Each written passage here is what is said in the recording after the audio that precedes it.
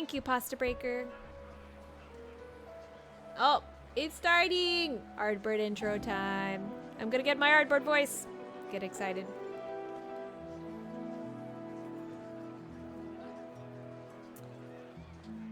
Oh, not yet. Thank you once again to the wonderful Eorzane Aquarium for reaching out to make the art party thing a regular thing. If you were here last time, hello again, and I hope you have a blast. If you're art party regular, hi, I love you, I miss you, I'm sorry I haven't been around. That's okay, Lupus! Thank you for being here and making things.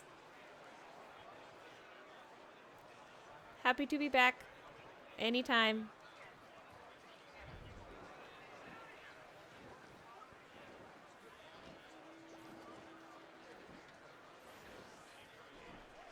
Also, let me know if I'm loud.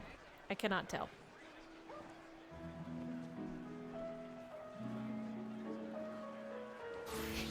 Smiley face.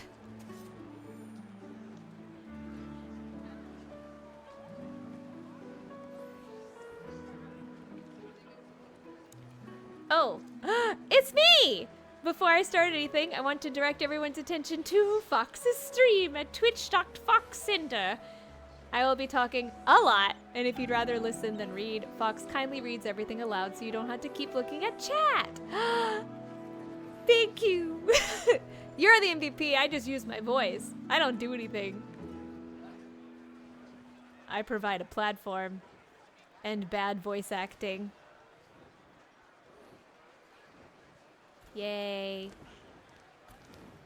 Happy to be here. That's me.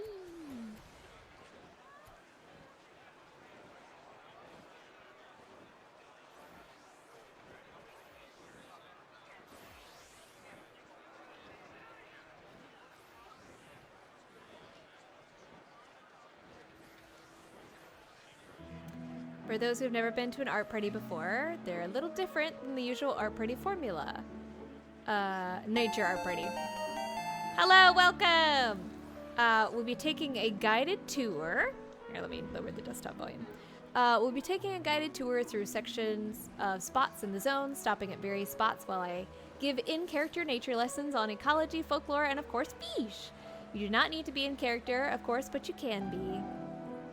Hi, Zappy. Welcome. Ardbert is doing their intro. 33, oh god! That number went up really fast. I was like, oh, okay, we've been sitting around a certain point. Everybody's hopping on, hello. Yes, some people have said they do find it helpful so that they don't have to read. I will do the reading for you. 'Tis my job. Thank you for following Leroy Jenkins. What a name. Leroy Jenkins. Thank you, everybody. March Bunny. Like Honkai Star Rail March. Hi, can't read. Don't worry, that's my job. I read for you. Because this is a nature art party, our focus is drawing monsters, 3 of which I will be provoking to serve as our drawing subjects. Please do not heal me or attack the monsters. These are our drawing subjects. That said, feel free to defend your fellows from other enemies that may spawn. Yes, this has been a common issue on some of the art parties, is that people will try to protect or, like, take the mobs away from Ardbert. Please do not do that. Ardbert is a big, strong man. He's a big, strong warrior. He can protect himself. You can let him be hit by the thing. Yeah, no worries. Yes, this is what again, like, it's been a whole year, and I can't believe that it's been a whole year. But yes, this is a pretty typical formula that we try and follow with the art parties, and I've done it for every single one that I've been to so far. So, oh my goodness, welcome everyone. I'm gonna lower. Thank you. I'm trying to figure out volume. We're making 2 fishing-based stops. Oh my god, and a raid! Holy crap!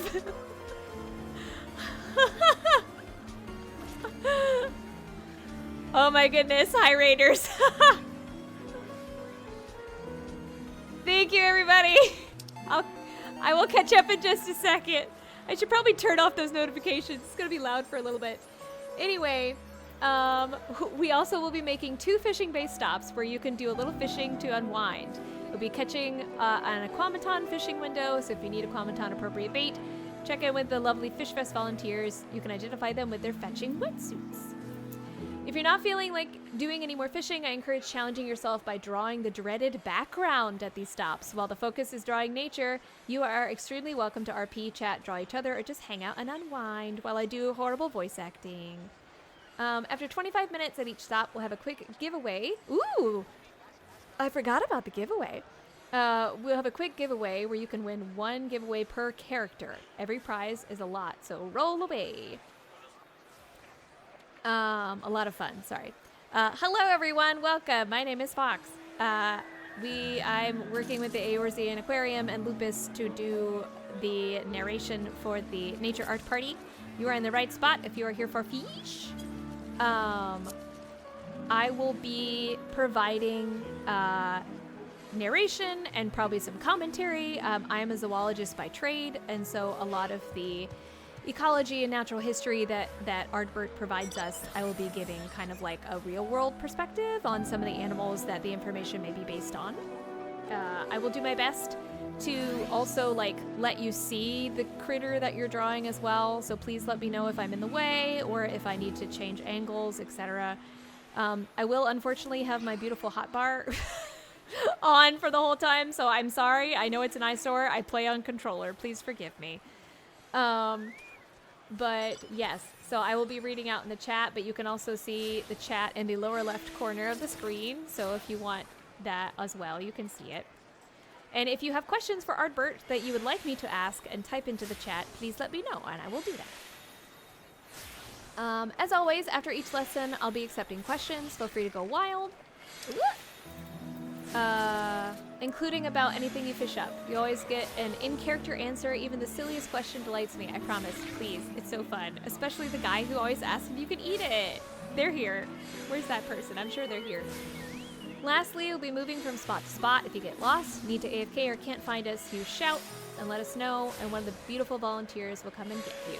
I also have the map in the upper right-hand corner, so I will be following along the whole time. So if you get lost or you come in late, the map will be there, and I will do my best to direct you. Okay.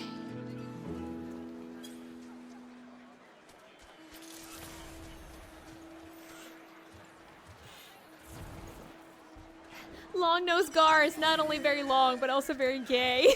What, Mia? All right. I want to catch him eventually. Long-nosed gay always has been. All right, Ardbert time. Everyone here, keep your chins up. We'll be out of this heat soon enough. I admit you lot taking you around all the old haunts. There's a lot to see out here you won't see anywhere else. But I'll admit something to you all.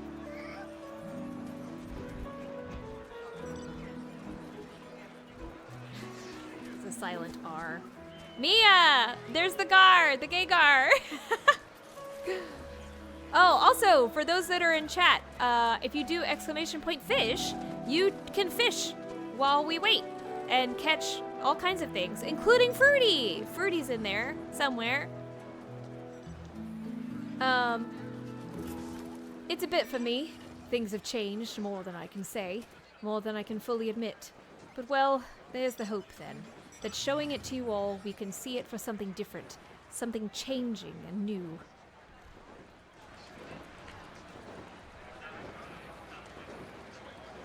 Before we go, there's no small number of you that have been here, walking with me.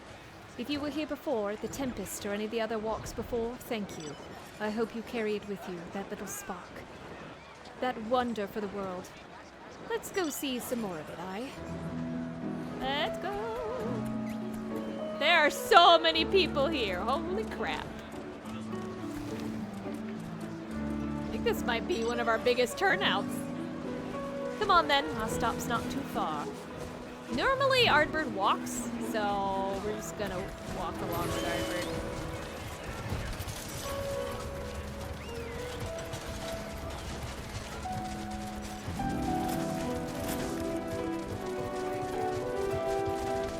There's too many people!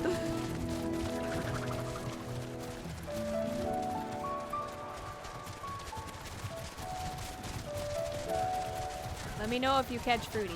Like I said, he's living somewhere. Take the high road. Oh yeah! I remember. Alright, I'm gonna move over to the side because he's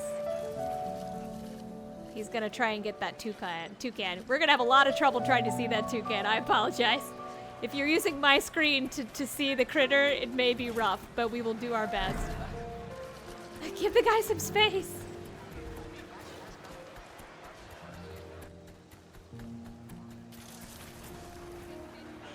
All right, there it is. There it is.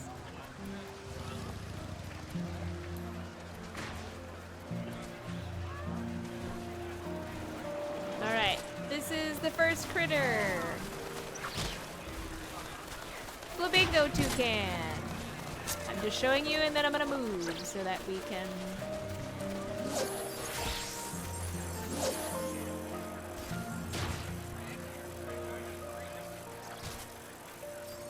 Our little guy is very small, so please allow everyone space. All right, starting off with quite a charming fellow, aren't we? This opinionated little devil is Tucalibri, and I doubt you'll spot a single creature more confusing than this one. Looks a bit like the kinds of things I'd draw as a kid, really.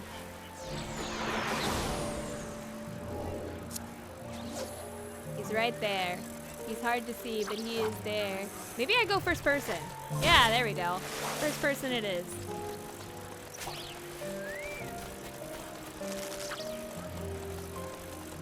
He's a cutie. I love his little wings.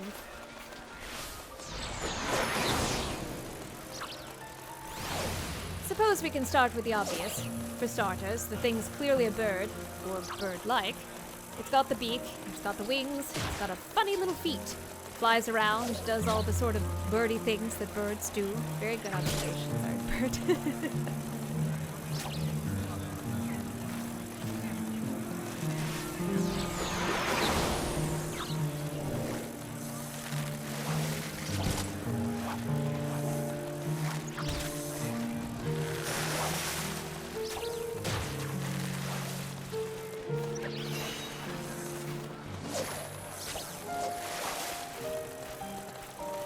Unfortunately, I mean, I guess I can shorten names. Here, let me see if I can do that actually.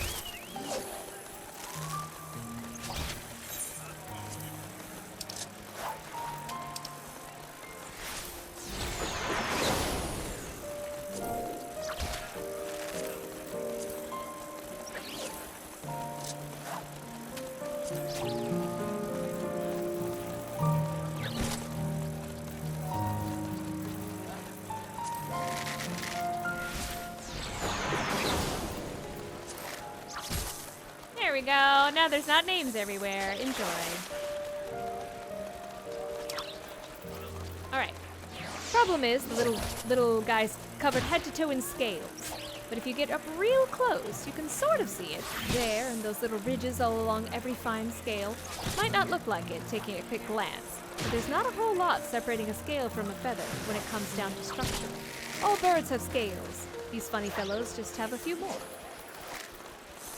Still, makes them look a bit silly, doesn't it? All scrawny like that, but it's terrible little neck and huge eyes. Wow, Ardbert, tell me how you really feel. I'm sorry to be the bearer of bad news, but if you plucked even the most handsome Amaro, you'd find a creature not much unlike this one, staring back at you. All feathers all the way down, and this sorry sorts don't have the luxury.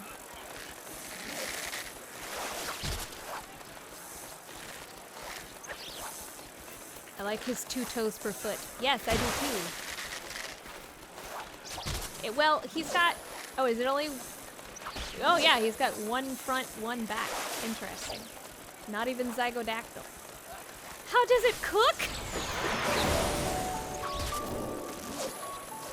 The Twitch reading, I can put it in there if you want. I'm sorry. I go. Oh, thank you! Thank you, volunteers! I saw that, thank you! I suppose I should tell you that these fellows are all about. Charming looks aside, they're not the most popular critter on these islands. Those tiny feet and funny webbed wings mean you don't land much. Isn't much to land on. Out here, and all that flapping to stay in the air takes more energy a day than your run-of-the-mill feathered bird might use after weeks. Makes the things absolutely voracious. You think I would enjoy Fruit Loops? Asking the real questions.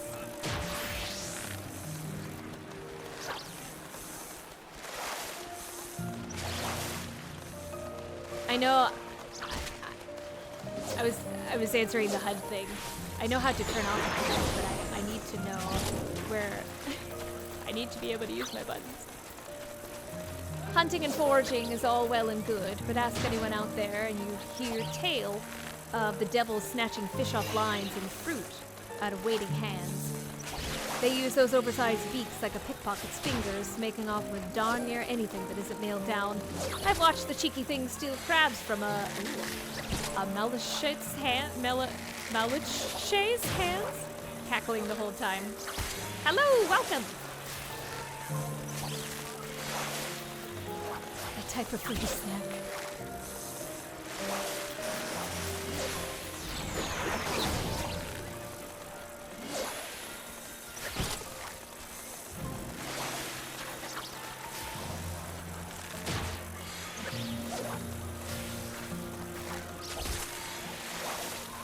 If you couldn't guess, the habit doesn't make them the most welcome faces. Just about everything alive out there is sick of these things, and they keep their little territory out here, where it's too darn loud for them, all their clamoring for anything else to bother sticking around. They've got a screech so piercing it could fend off even the best prepared. We've seen it several times now.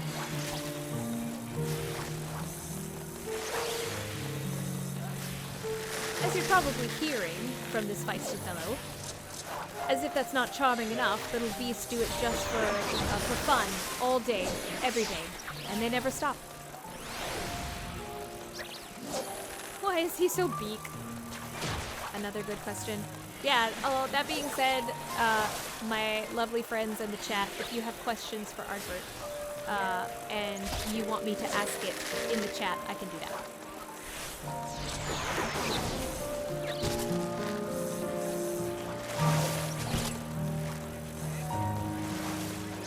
Oh my gosh!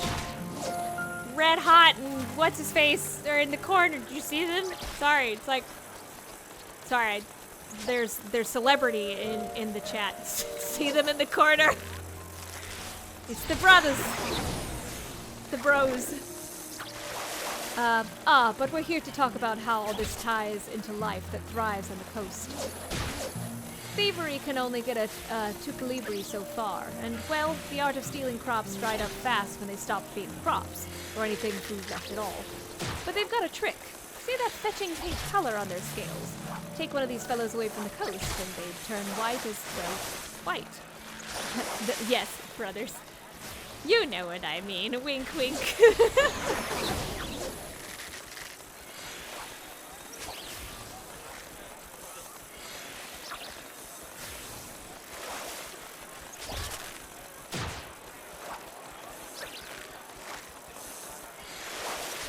Just casually rupturing eardrums, I see. Noisy, cute to look at. So it is a toucan mixed with a flamingo. It's all in their favorite food. The one thing they love more than stolen fruit or pilfered fish, shrimp. They use these odd little feet and cling upside or down. Upside or down? That's really cute. Upside or down to big mats of exposed roots of the cliffs. Down near the water, down in pockets of still among the roar of coastal waves. They then drape that ridiculous tail into the water like a fishing line, and they wait. Then, as soon as anything starts nibbling, they scoop it up with their beak and swallow it whole.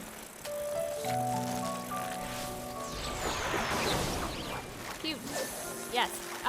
It's a little different, so with flamingos, their beaks are actually upside down.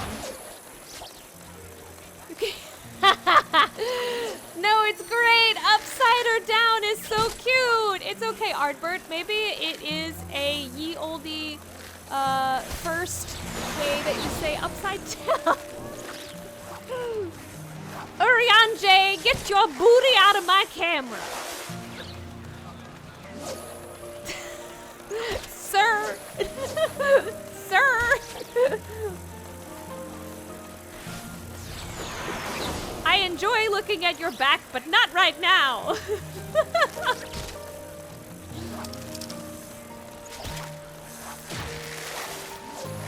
Anyway, the point is, bad company as they might be, they are made for this world. I'm not above saying I've been envious of the little devils back when the summer heat beat down on this land like a whole sky as a forge, and they just lounged about as comfortable as they could be. Used to be able to check the health of the whole coast, just looking at the things, as well as known out here that are more vibrant the birds, the better the fishing that year. I'm gonna move over, cause Urianger's in the way. I mean, it's nature. It's fine, March Bunny. You can do that. Sober, is it sober Urianger? Drunk Urianger was here earlier. He was fishing with us. I'm sorry if I got in anyone's way. I cannot see when I'm in first person. I apologize. No, it is Drunk Urianger. Welcome back, Drunk Urianger. It's funny how it all works out. They're pests, there's no doubt about that. Not a fisher alive or dead would be thrilled to see a flock closing in. But seeing them now, their colors all bright against the sky, I can't help but think that in some small way, things will be a little easier this year. Thank you for following. But yes, to continue my conversation before, when we were talking about flamingos. So, flamingos, basically how it works is that their feathers, when they're little, don't quite have, like they don't really have necessarily the proper, like, pinion feathers and actual feathers. They have downy feathers, and so they don't necessarily, like, when they're little, they don't get that color until they're about 2 or 3 years old. So all little baby flamingos are born with, like, a white or gray down color to them. And then as they age and over time, as they're consuming the shrimp, or the, like, shrimp, like, cause flamingo parents will, like, feed their chicks just like most other ones. It's basically like a slurry. And so over time, the carotenoids, or like the keratin that's in the shrimp, dyes the feathers pink. But even among individuals, there's differences. So there are 9 different species of flamingo. The darkest ones are the, I believe, it's either Chilean or Caribbean. Those are the darkest pink ones. And then the lightest colored one are the lesser flamingos, I believe. The tallest and biggest flamingos are the greater flamingos. They're like 5.5, 6 feet tall, like when they stand, they're huge. But yeah, it just depends on the individual as well as their nutritional diet overall. But yeah, it's the carotenoids that mix with the, like, proteins in the feathers themselves. So that's why they turn pink. They also, flamingos, a lot of species are known to, like, hang out in, like, really hot acidic, like, salt flats. So if you ever see them holding their feet up like they do, that's actually thermoregulation for them. So they will, like, tuck one foot underneath because they weigh like ounces, like they're so light because their bones are hollow, and so it's actually more energy for them to keep both feet down than it is for them to, like, tuck their foot back under their feathers. All right, looking at questions. I heard some of them steal food and you've already eaten, which is disgusting. Have you ever seen that happen? Are the nails on their vestigial, or do they have a function? Is bird soft to pet? Asking the important ones. Oh my gosh, more rating! Hello!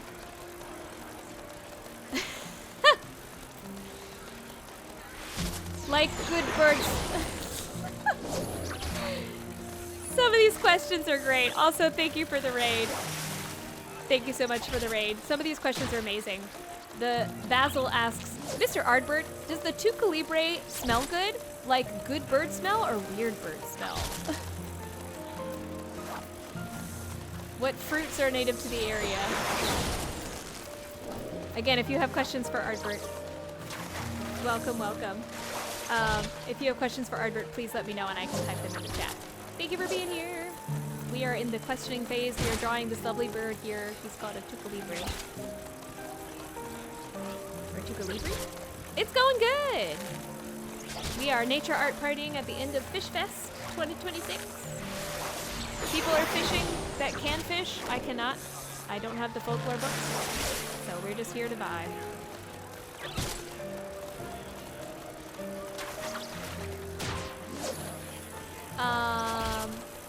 How fast can they fly? Not very.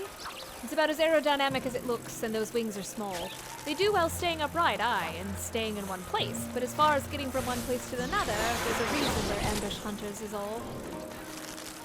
I like because the wings are really weird because they're like webbing in between the feathered hands. So there's not really an equivalent to that. I mean, like, bats are fairly close to that in that their hands are more or less just like modified into their wings and the webbing goes in between. I do like that they fish with their tail. I think that's really cute. I don't necessarily know of an equivalent species that does that, but I do know, do you guys know how snapping turtles catch their food? Like alligator snapping turtles? It's very fun. What they do is they sit and wait, and their tongue is really thin, almost looks like a worm. And so they sit with their mouth wide open, and their tongue is out, and they just kind of like wiggle their tongue. And so when a fish comes by, fish goes, ooh, look at the food, and then they snap.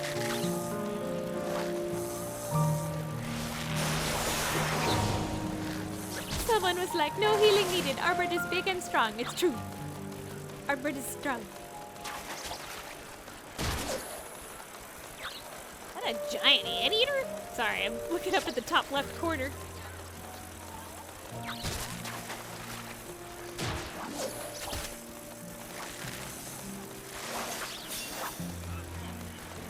Yeah, they do almost look like fins. Or they get like the membrane stretching between. They're almost kind of like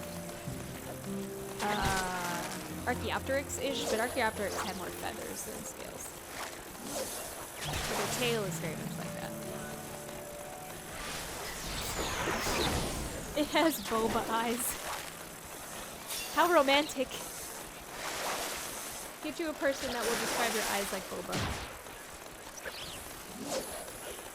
Have you seen them already eaten food?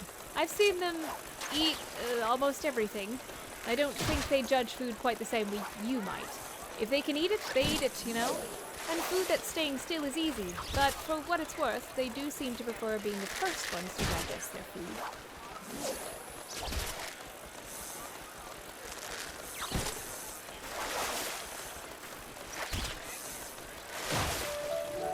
Does anyone have general questions about flamingos or toucans? Oh, toucans! I can tell you about toucans. So, the bill that you see on this guy, it's not quite a casque. So a lot of hornbills and toucans and like equivalent species along that range have these like hollow, bony protrusions that will come off of their like skull, and a lot of times it's for sound resonance. So you'll see a lot of hornbills that have that kind of weird shape, and that's a casque, and it's for resonance. But for toucans, it really is just a byproduct of how they developed, and it helps them catch food and insects, mostly fruit.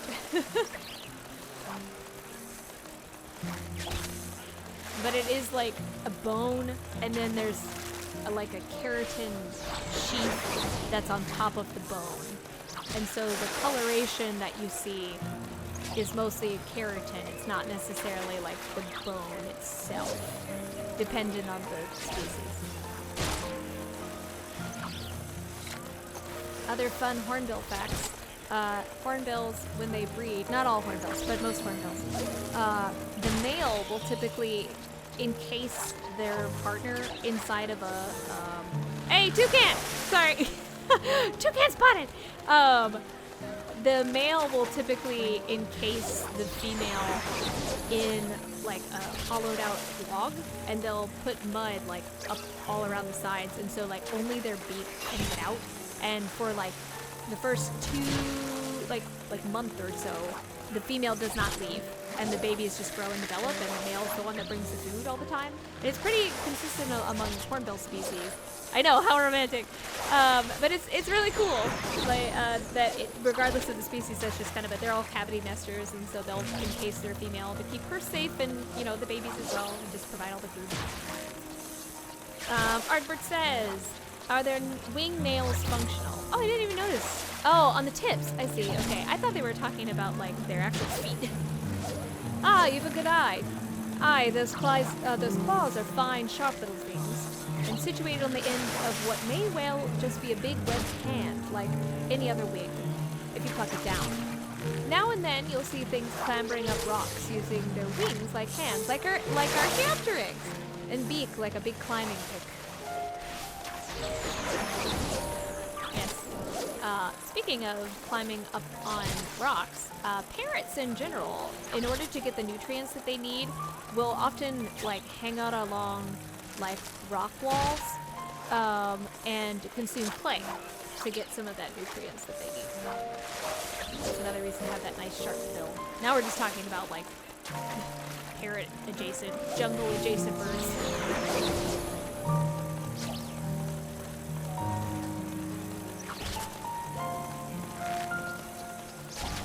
Ask, is bird soft to pet?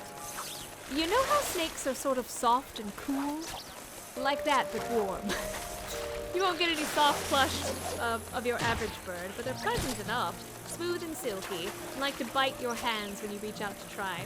It sounds worth it. Honestly, same. Oh, so cute! Someone's like taking notes beside me. I can kind of see it in the corner. That's really cute. That's a good way to do it. I do like snakes. I like snakes too. Snakes too are covered in scales. Modified scales. Everything is keratin. Hair, fur, feathers, scales for fish, scales for snakes. It's all keratin. Everything is just broken down into proteins. Ooh, how has the coming... Oh, this is a good one. How has the coming of night affected their place in the local ecosystem?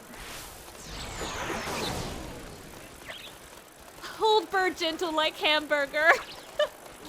Bird no like hamburger hold. But you know who you do hold like hamburger? Turtles. Turtle hamburger hold. Please elaborate.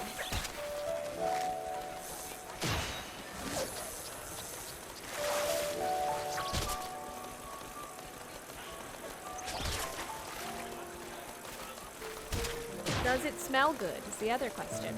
Ah, I know that smell you're talking about, the warm, dusty bird smell.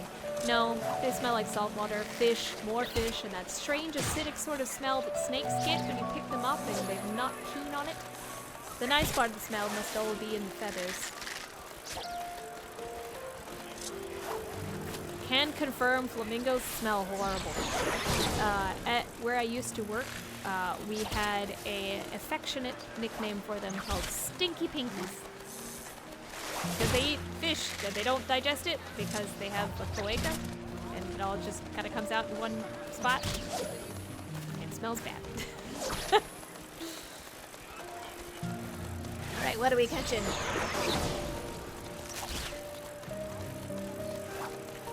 Like I said, Fruity's in there somewhere. Oh, Otter! Congratulations! You got a minion.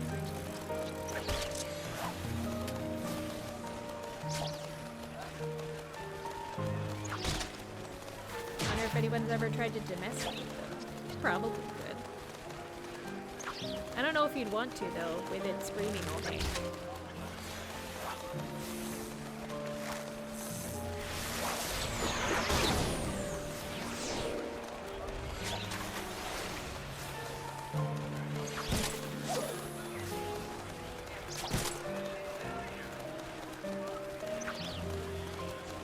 Once again, I'm sorry about my HUD layout. Please don't judge me. A traffic cone!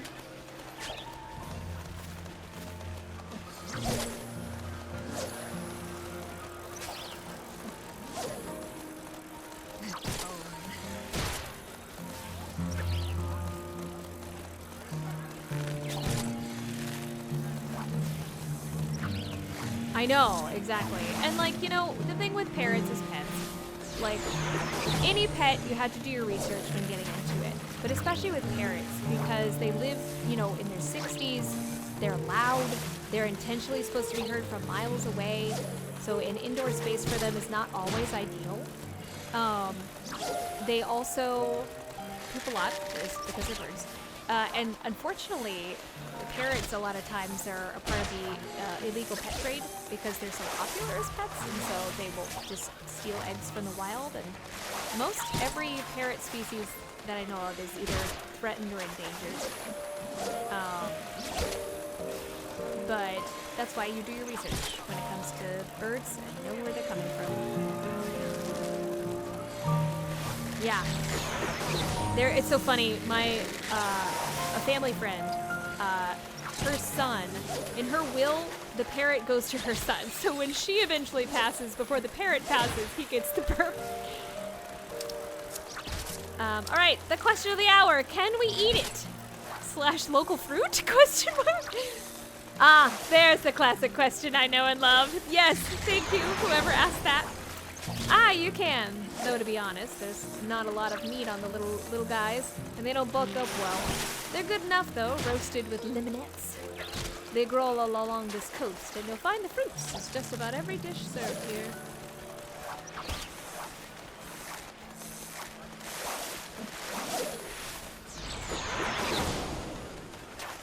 Yeah, they live so long.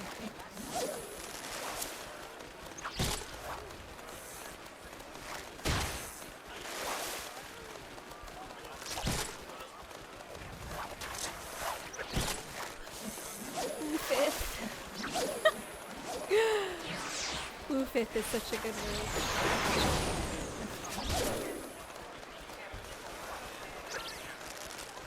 I mean, cockatiel, yeah, 20 is still really long. Like I have a little lizard. He's a crested gecko. He is my pride and joy, my son. My chocobo is named after him. But yeah, he's already 12. So it's things like that. Like I said, do research whenever you're bringing in, and especially an exotic, into your home so that you know what you need. Oh, Ardbert, would they make good pets? Methinkest not.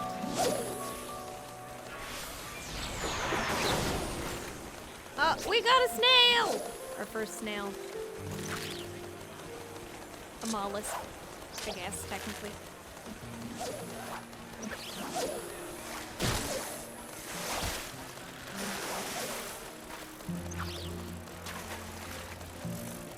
I like how everyone's calling him Mr. Ardbert.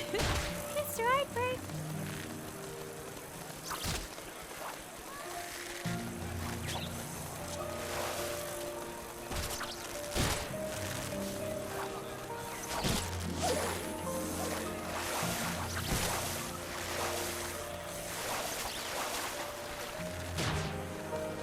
Nighttime effects. Oh, there we go.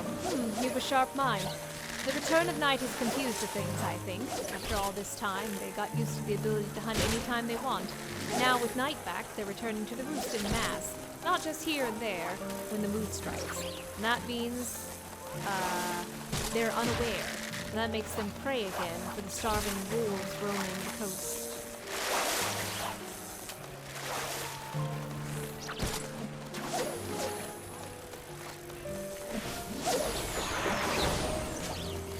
General reminder that if you do sketch or draw or do anything while you're here tonight, you can do the hashtag Major Art Party on Blue Sky or Twitter, or hashtag Fishfest. Because I hope to, at the end of this, we normally go and look through the tag and see all the lovely artwork.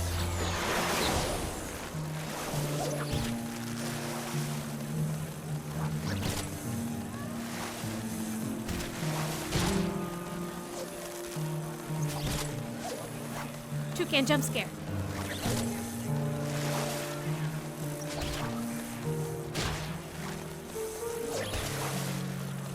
Oh, finally daytime. We can actually see it now.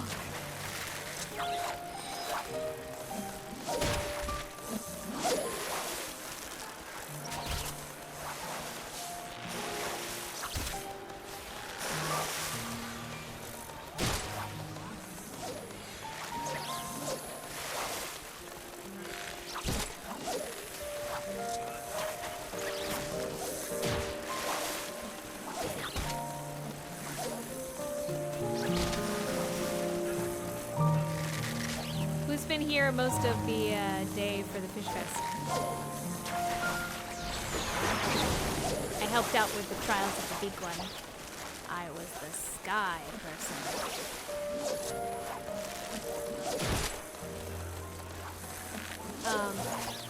Asked, can they be taught / good pets? They're toads, but I suppose if you want a talking demon eye, you can tame one. They're chatty things, I'll warn you, and smarter than they seem, but they can imitate well enough. If you have the patience for screaming, and then they'll use that to try and trick you into giving them every bite of food you've got, and then scream about it. Sounds like a child. Relatable. Same.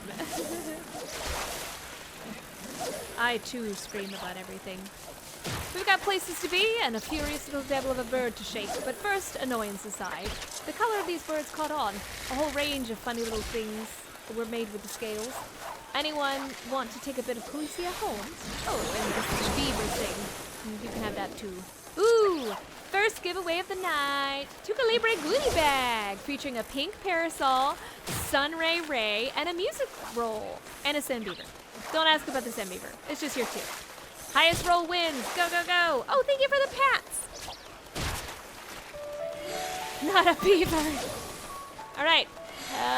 / roll in the chat on game, not here. If you would like chance to win. Ooh, we got a 908. Oh, we got a 993. Robin. I think Robin's got this one.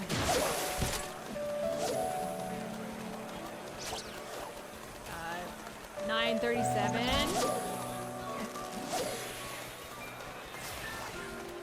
I think 993 so far has been the highest.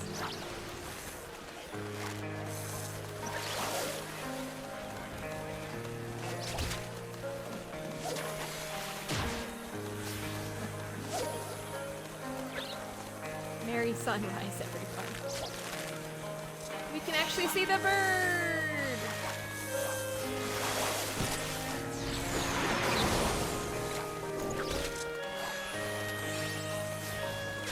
988. Not the sun.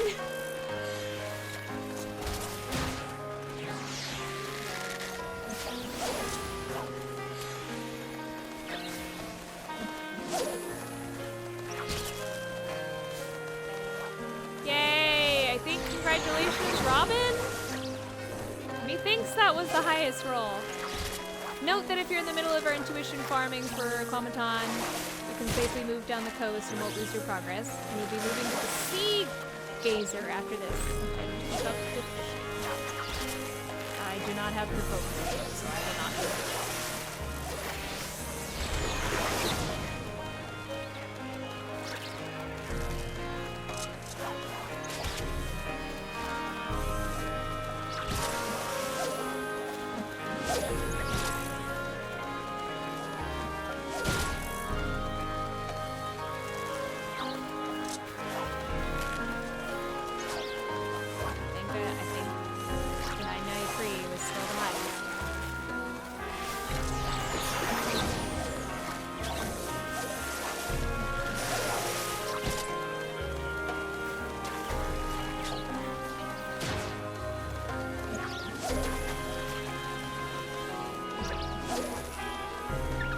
Like I said before, we will be looking through the art in the hashtag Nature Art Party after school. Yay! Congratulations, Robin!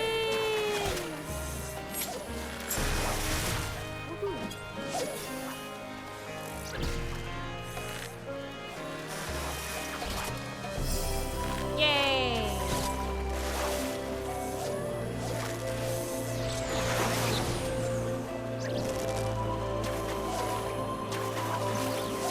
Alright, let's get going, and then don't prepare yourself for a long trip. Once I shake this lad off, we're really already there. Alright.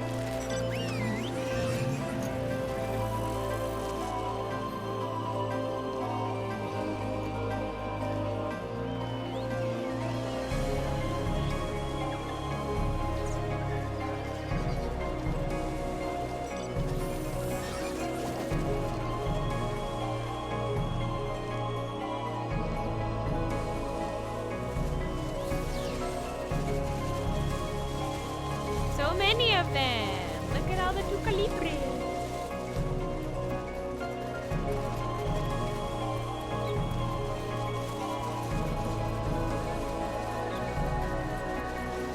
Alright, so this is the fishing spot, I'm pretty sure. So this is for those that want to try and catch the aquamaton. Or aquamaton. Yes. Oh, they're just saying if you have art or screenshots you want to post on social media, we're tracking the Tag Nature Art Party. We have arrived at Sea Gazer Shoal. At a very special time. If you're into fishing, there's a aquamaton window starting at 8:59. Check in with our staff if you'd like some bait. Feel free to get fishing to try and catch the shade shifter. Use squid strips to catch shape shifters for a 1 exclamation bite at 13 seconds. Use double hook, identical cast to get 5 of them. Once you have 5, surface lap, use chum, wait for the start of the shade shifter window. So good luck.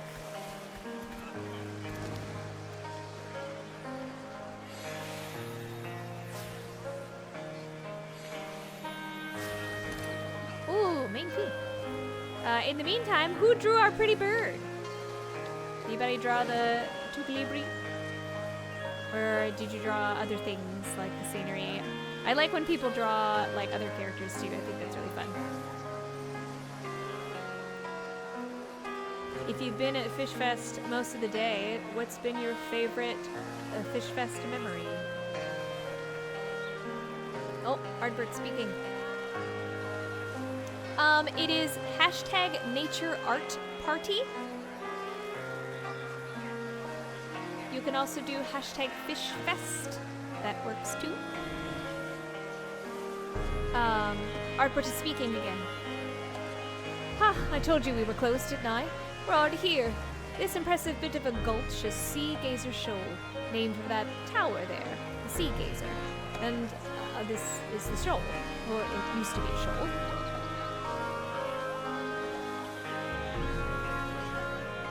Ooh. Mountain.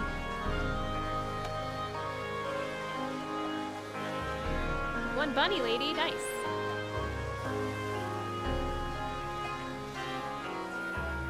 Anyway, it's quite the special spot out here. There's nothing else quite like it. When it comes to the creatures that call it home, it's a protected place, this little nook. The tide, when we had one, only came in from one side, and a great big sandbar formed up under the bridge, where that acted like a sort of wave breaker for what few waves could make it this far. Is it gonna rain? No, it's just blustery. It's like it always rains.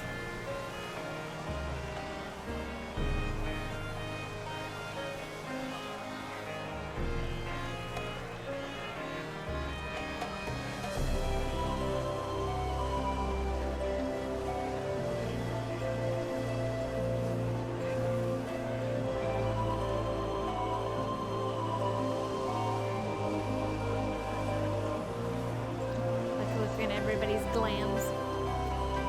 But things have changed. With the flood turning 9/10 of the ocean to crystal white, islands like Perusia took the brunt of it.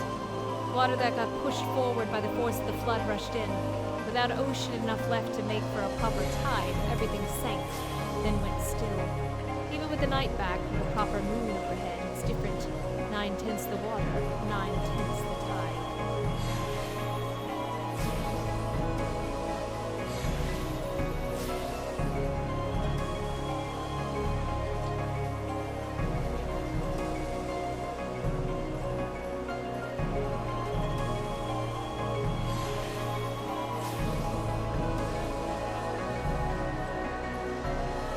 Lovely, you know, there's not animals here, but there is a really pretty bug here. Yes. Nature Art Party. Thank you, Lucas.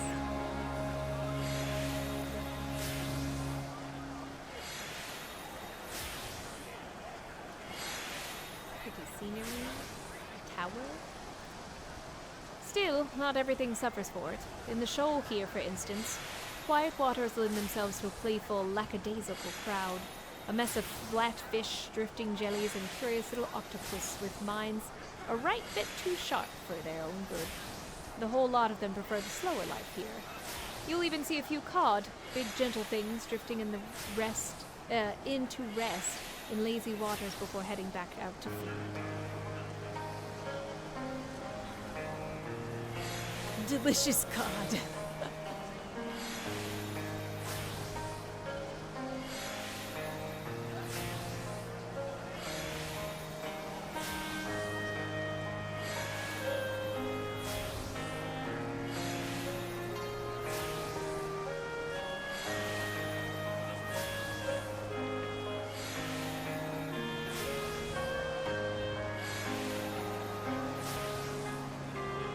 Of course, I suppose I can't talk right about the shoal without touching on its strangest resident.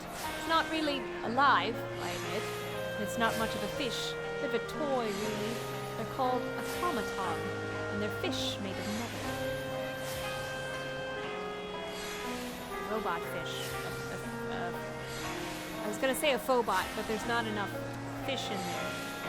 Big Salty's here! Big Salty in the chat. Welcome back, Big Salty. I heard Fisher Feud went really well. Birdie did a great job. Everyone's like, Salty! There he is! The saltiest man around.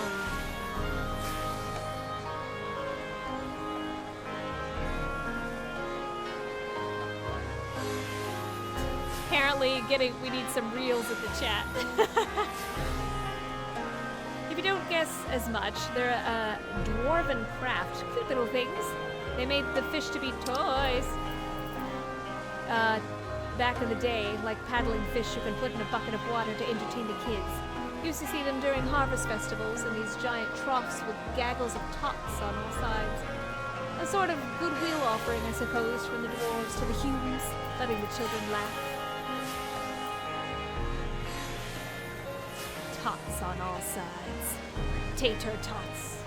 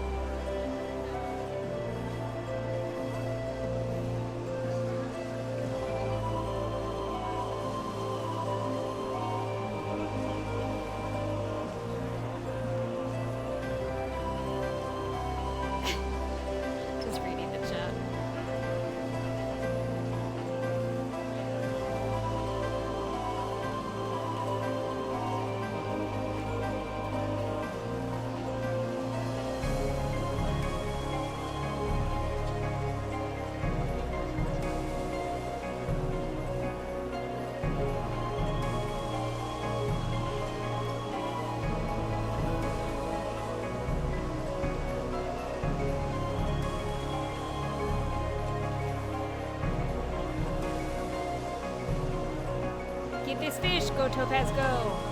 Ooh, pausing my chatter for automaton instructions. I can read this if you'd like. Ooh, Shadeshifter is now open. Cast out on squid strips and look for a triple bite. Ignore all other bites by using rest. Chum as much as you can. Shadeshifter is kind of shy and slippery, so be persistent. Aquama time! Let's go. If you are there fishing and you are trying to get the aquamaton, good luck. Get that robot! Get that bot. Once you catch 5 shapeshifters and 1 shadeshifter, you have Aquamaton Intuition. Swap to Short Bill Minnow. Cast out, catch whatever bites, slap that, and keep chumming till you get the robot.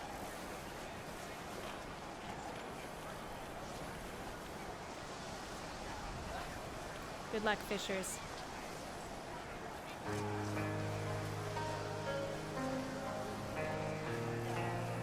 How long's the window even?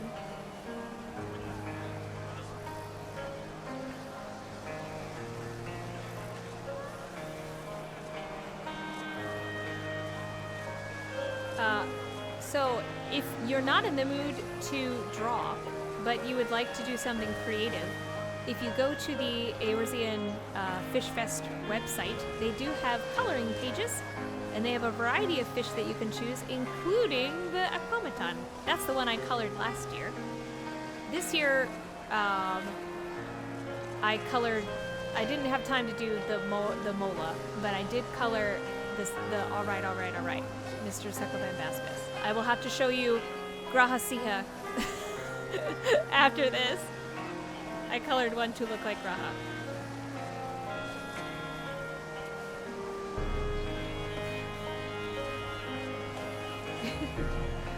Might as well fish while I'm here, says Big Salty.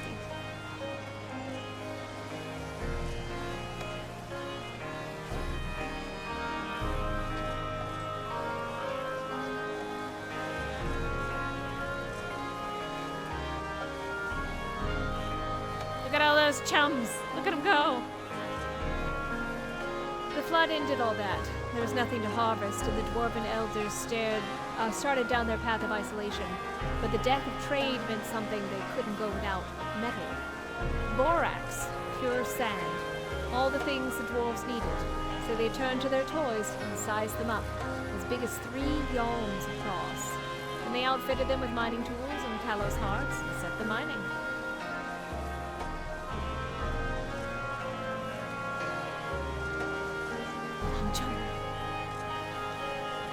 I'm shrimping hard.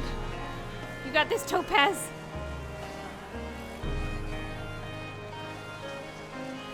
We're sending you positive energy.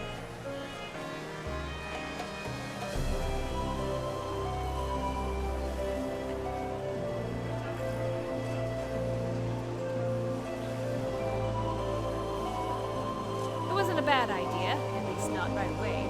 They couldn't have known that the light would end up poisoning the very water. It didn't take long for the aquamaton to start going haywire, just like those mad Talos. Before long, they stopped coming back. The dwarves gave up on the whole project.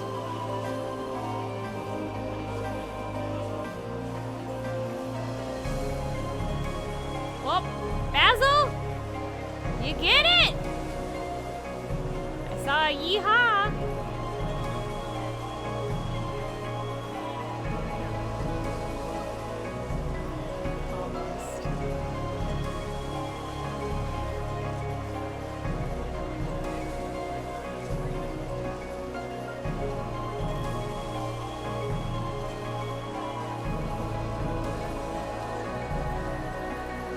If you're lucky, you might still spot them on calm days where the wind picks up like this, catches a slow, blundering aquamaton off guard, tosses them like a toy in a bath. And that's when the octopus come out. Curious little things, like the children of the sea, baiting the poor aquamaton around and hitching rides. Watching them, you could almost hear them laugh. What do we think an octopus laughing would sound like? I'm trying to imagine. Because octopus don't really make sounds. So what would it sound like for an octopus to laugh? Would it just be like gurgly because it's underwater?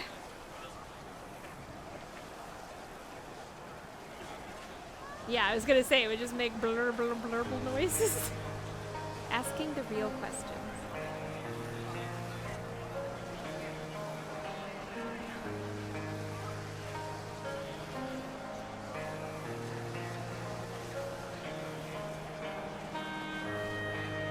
Oh no! We gotta slip.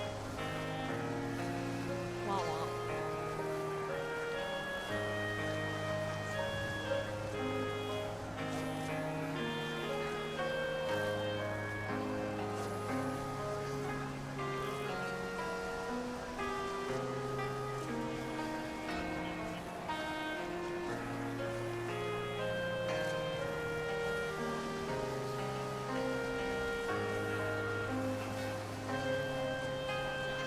Anyway, that's enough reminiscing.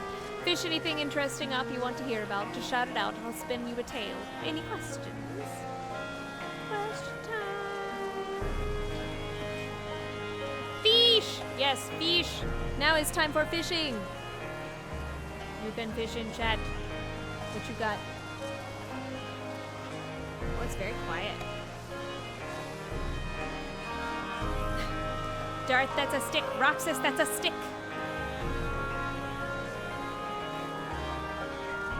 Did the flood affect the trout population? Those darn trout.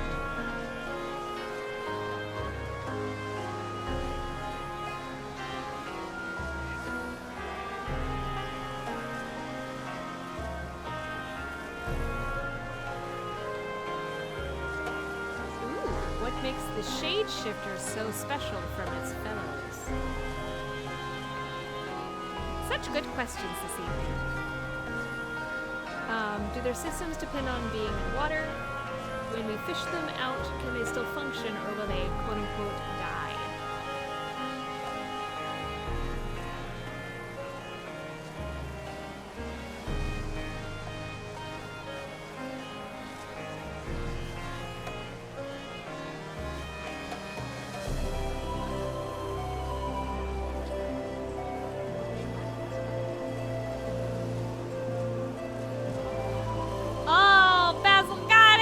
Let's go! Nice! Congratulations on your aquamaton. VHS team. I'm the fish god! Bold claim. Yay!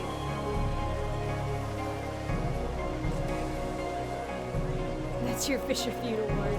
Oh, did they participate in the Fisher Feud? Nice.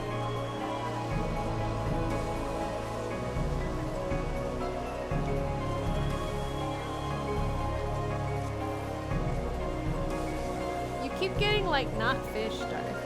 Oh, there you go. Another. That mollusk in particular is very popular. It's come up many times.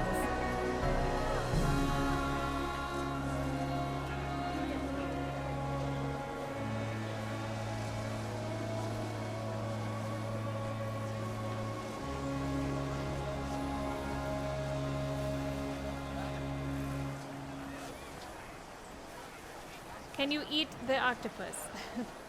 Hi, you sure can. They're a bit rubbery unless you're careful, and it's best to eat the little ones if you're going to eat them at all. Tastes good enough, nice and tender. Though I have to admit, I saw the little buggers sneaking up on fish to scare them away, waving their arms like kids, and I can't quite stomach it then. Octopus are people!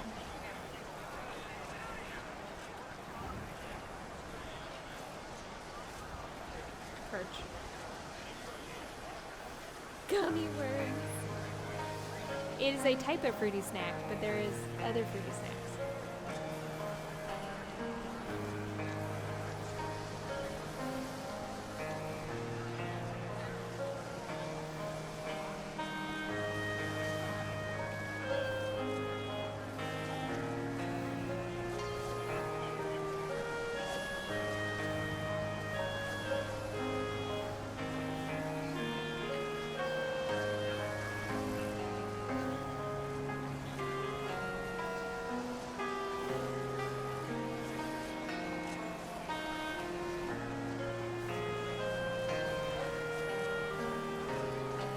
Not if you don't believe.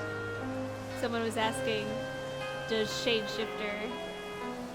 Has anyone gotten the rarest one yet? I think Fruity might be the rarest one. We did get... There's a blue whale, and someone did get a blue whale earlier, and that one's pretty hard. But Fruity, so far, has proven to be the hardest to get.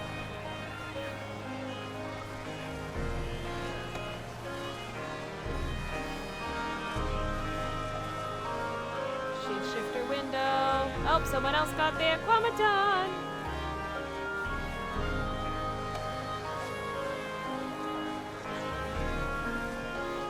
The flood affected the trout population. Aye, the flood affected just about every population. Though as far as fish go, the trout are doing better than most. The Ocean Fest took it hardest. But the trout up on the mountain rivers are shielded from the worst of it all. The trout lost some food, and they're all light poisoned like everything else. But they're doing all right. The blue whale has been caught a lot. I did notice that.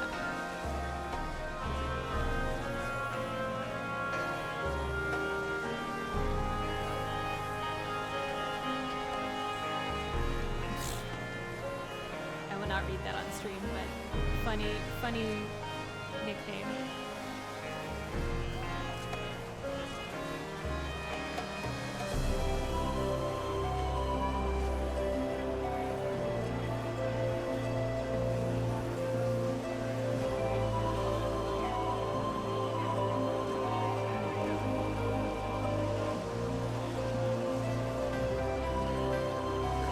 You already have who too already?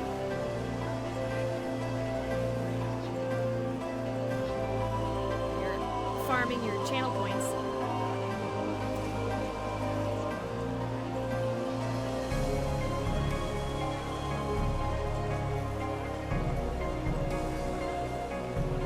So what was that? At least 4 people I think got it? Oh, you can't hear it?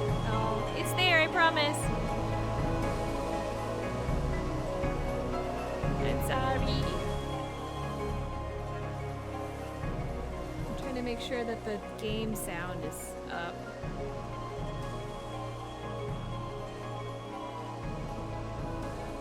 Yeah, I'll turn the game down a little.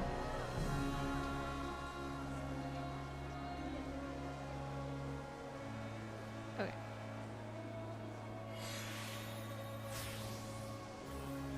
Hopefully that's a little better. I'm sorry, Dark.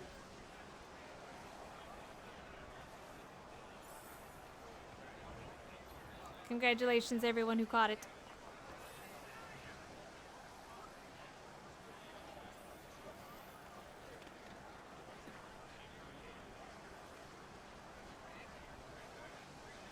Ardbert, have you ever caught a big fish? Capital B? Capital B, capital F, big fish?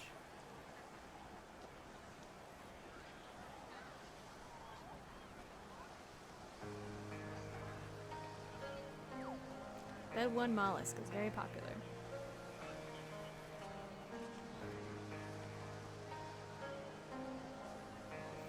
Ooh, good question. Why is the shade shifter special? It's bigger for the first creatures. It's bigger for the first part. But for the most part, it's their behavior. Little ones like to pretend to be other creatures, and shade shifters pretend to be shadows. They mimic other animals so dang well, some folks think it's premonition? But if you ask me, it's no magic for a fish to be smarter than we are. True. Time, stop! I just saw you got Young Master Xehanort. There he be. YMX. Time, stop!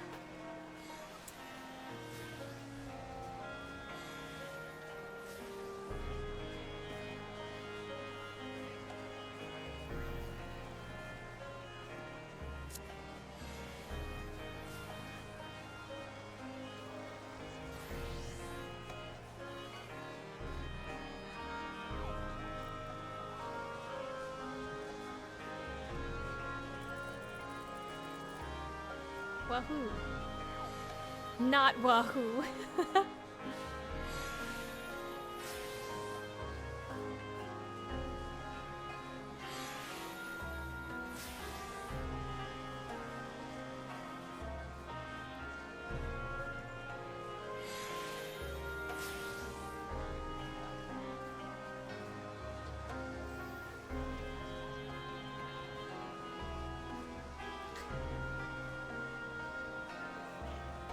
Oh, are they? Where? Oh, I see. Why are you murdering this poor bird? We just learned about them. Why this? He's not doing anything to you. It's gonna take a little while at level 70, I fear. Whoop. Do they depend on water? Well, they don't have legs, so if you put one on the ground, it'll just kind of wiggle about. But they don't need it, nay. Yay! Congratulations! The Talow's heart and their chest get them moving. The water's just the exact right medium. So, no, you won't kill the things, don't worry. Not that they're alive, but you get the point. I called Aqua fake too, and it proved me wrong, so... Let's go. 15 fishers versus 1 bird. Aside from the craftsman, what makes the aquamaton desirable? Is it just a rarity, or is there something else that makes people want them? Get the lemonettes.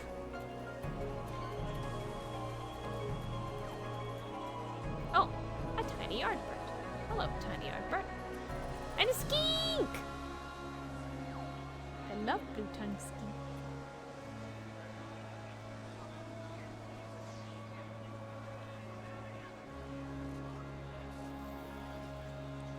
One of these days I'll try for a legendary fish. Darth, do you want me do you want me to make it so that it's custom fish only? It might be easier to catch them that way. Or do you like the challenge?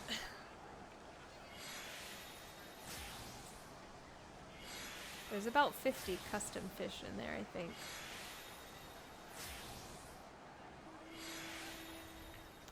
Do the locals called... Oh. Well, you lot have been around plenty of fishermen.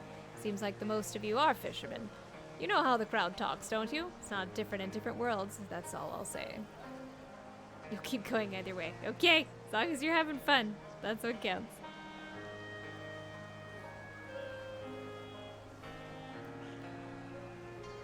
I'm sorry to the people watching the VOD.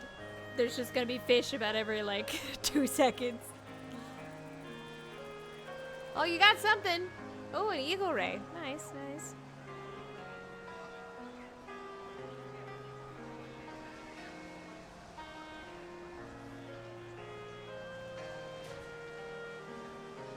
Sit there biting bait. Do aquamatons need to eat, or is it just programmed to mimic behavior, however that works?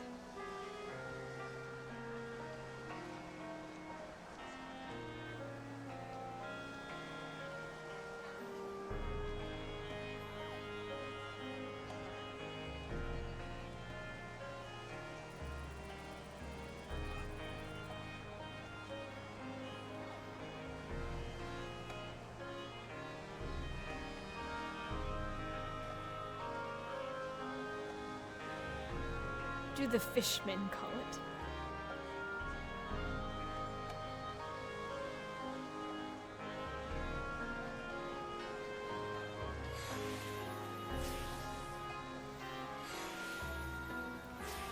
Well, if they're meant to mine metal, that explains the lures working. I guess that makes sense.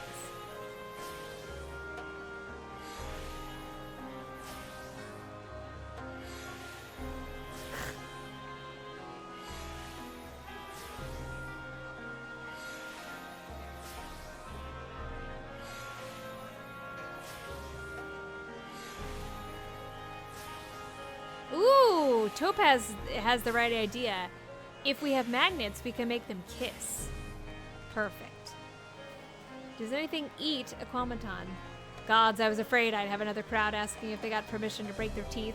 No, that's not much out here in the habit of eating aquamaton. If a critter wants metal, they've got plenty of wrecks and sunk bodies that won't fight back. Please don't try to eat them.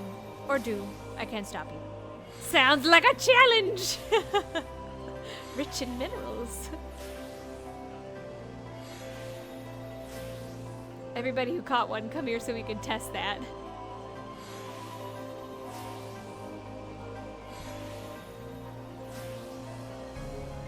Everlasting Gobstopper EX. Forbidden fish.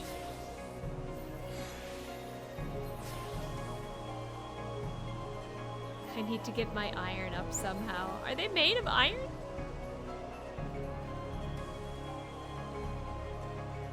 I guess I'm trying to think of like metal that would be water resistant. I guess iron would be,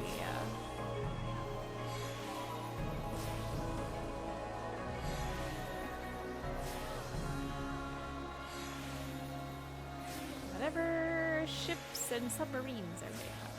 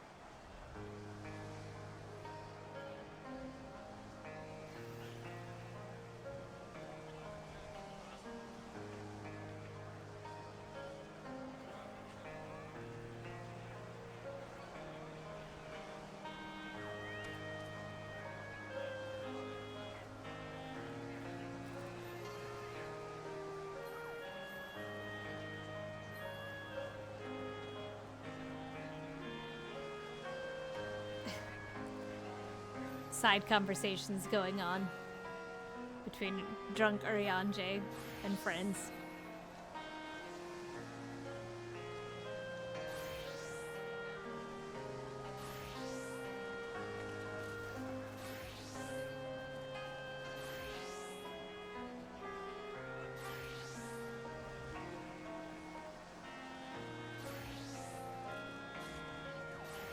Ah. Has Ardbert caught a big fish? Oh, here we go. Me? It's been a long while. Can't much say if I've ever caught anything impressive, really. Though there's a place we'll stop later where there used to be these tournaments for catching bonefish. Everyone got really into the spirit of things. I admit I do miss that. You could fish, Ardbert. I believe in you. It doesn't have to end.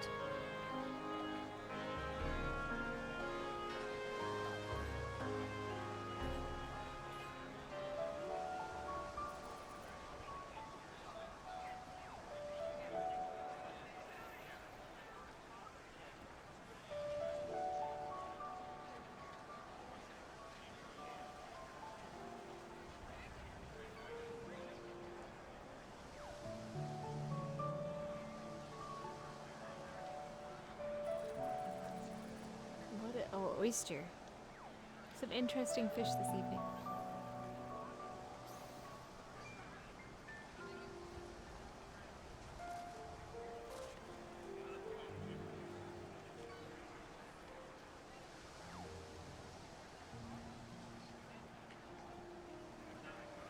I'm gonna pause for just a second. I'm gonna make the fish screen just a little smaller.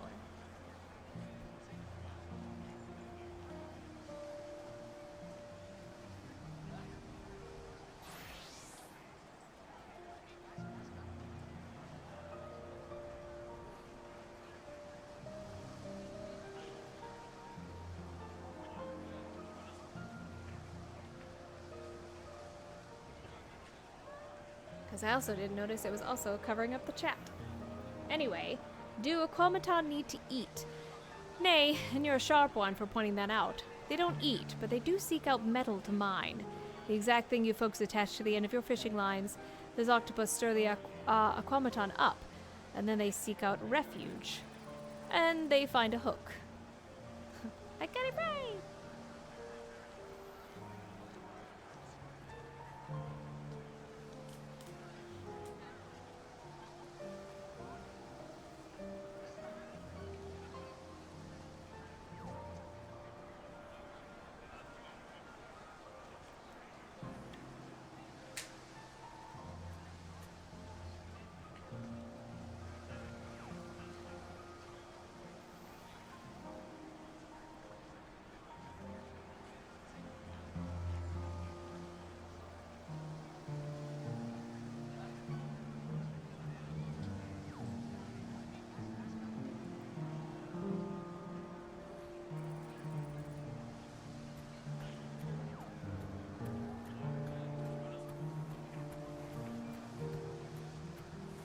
I'm surprised more people haven't tried to beat up the bird.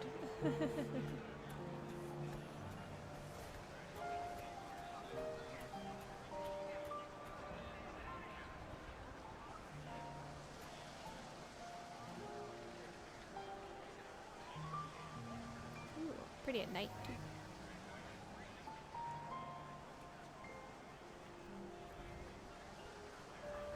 You have an electric scooter like that? Nice.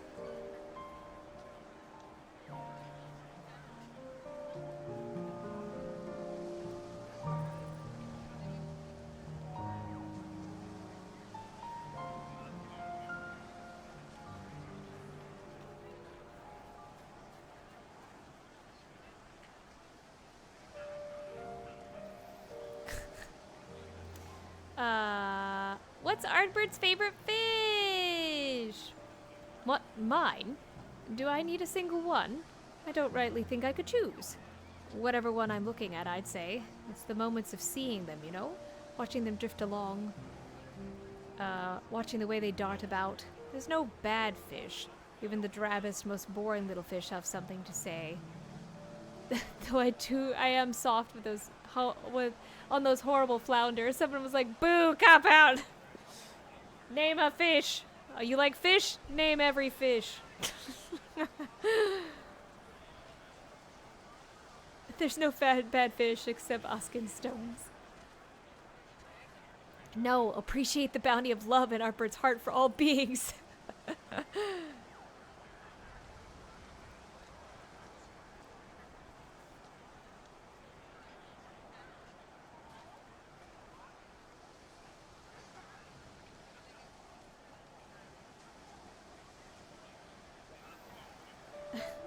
Do you ever think the Mora is the pinnacle of all fish ever?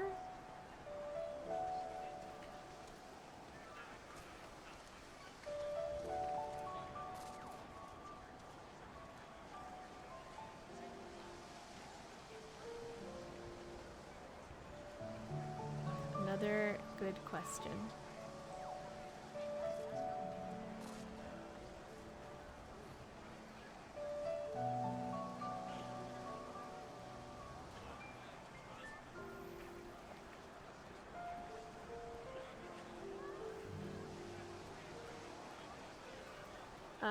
It's about we packed up and headed out. But before we go, well, you know the drill, don't you? One of the Aquamaton fished up around these parts, ended up with a milder temper than most, away from the light, who knows. Maybe it'll find its way into being a toy again in kinder care. Oh gods. Another of these darn beavers. What are they doing here? Alright. Aquamaton goodie bag, a tank ready. Ooh! A sunray ray, and then the beaver. Lowest roll. Okay, I'm really good at getting low rolls. I wish for...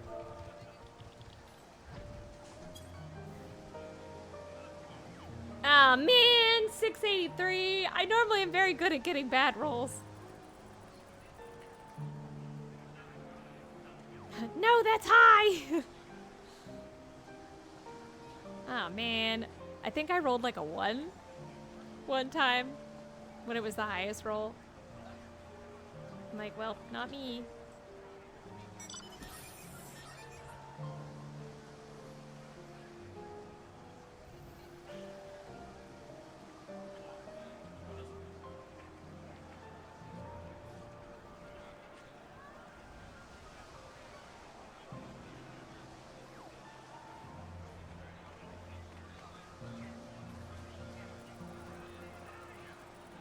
Oh, what did we get? Oh, whoa, like a golden manta ray? Somebody, you finally got a legendary fish. Good job, Darth.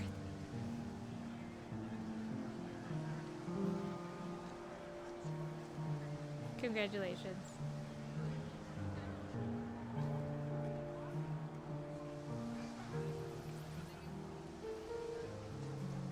You may now rest.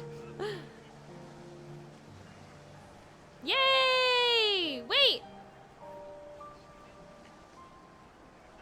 That's very similar to... That name is very familiar. They were definitely one of the people that came to the trial. It's one of your favorite sea creatures? Nice.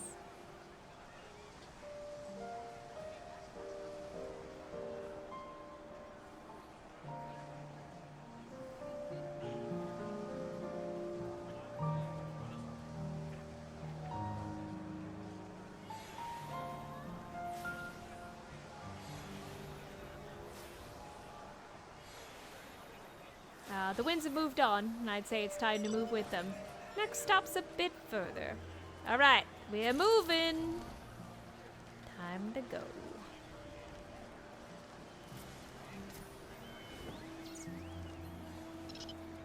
Oh man, they've got the hoverboard thing. Of course he's got the surfboard.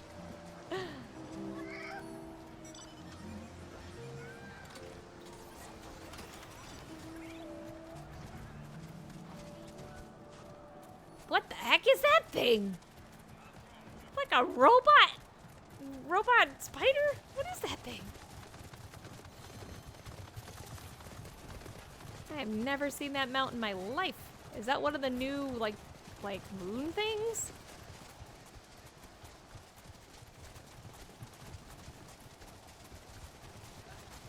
Oh, and they've got my favorite wings that I want so bad.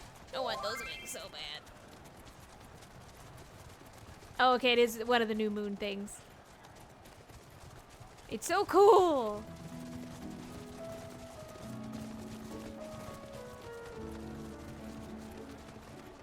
And I know that's from the dungeon thing. The, not critical dungeon, but the other engagement thing. One of these days I'll get a party and I'll farm for wings. But that's not today. Dodo bird! Hi Dodo, bye Dodo.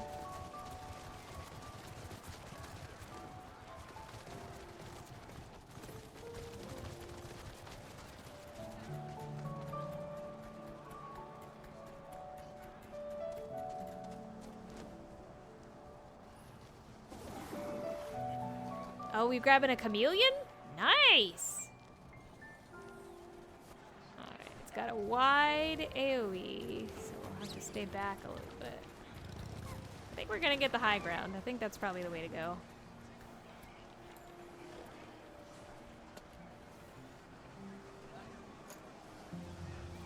Oh! Who killed it?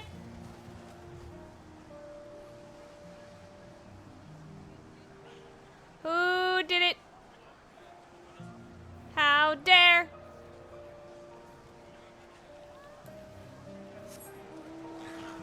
Don't touch the critters. Ardbert is big and strong. He can take them.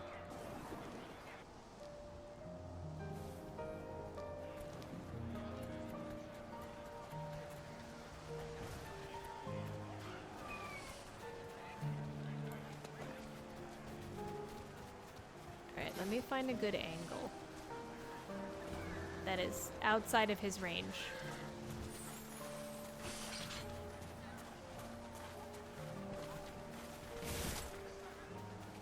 Okay, we're good.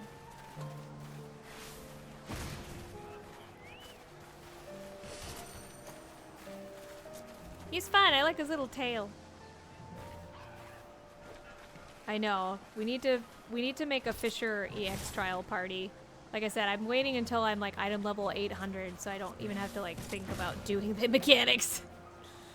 These last set of, I usually love EX. Like that's one of the things I did the most was farming for mounts, doing the EX trials. But man, these past ones are just intense. Anyway, now this fellow's a proper size, but we're not just here to talk about our observational friend. We're here for his home. This is an iguana. It's not, it's a chameleon. And the water basin on the cliff edge is sharp-tongued drip. Go ahead, cast your lines, just, well, give this fellow a bit of room. That's not an iguana. That's a chameleon. That is very clearly maybe a Thompson's chameleon.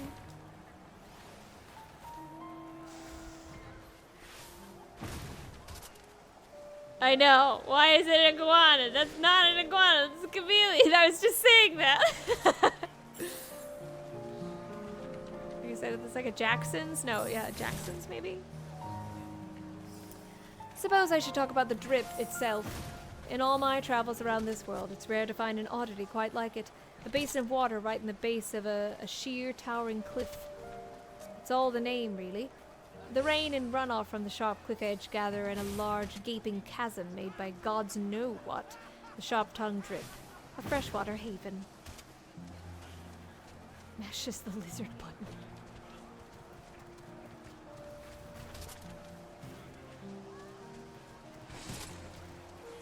Fishing! Versatile lure.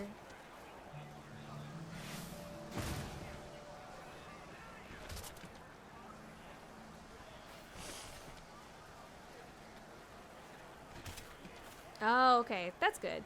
Yeah, I have the most recent... What do I have? I have most of the gear from the raids.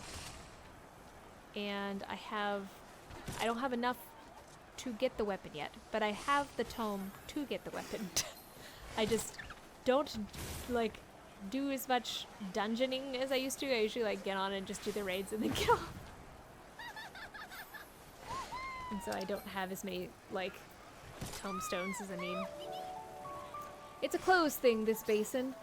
Besides water seeping into the ground and dripping down the rocks, not a lot goes in or out. makes it a bit of rancid thing, to be upfront with you lot. The water doesn't do a whole lot of moving, and it's fertilized well. But there's a problem around these parts. A plague of highwaymen tend to drop off an ugly evidence in the basin to get rid of what they can't steal. Ooh.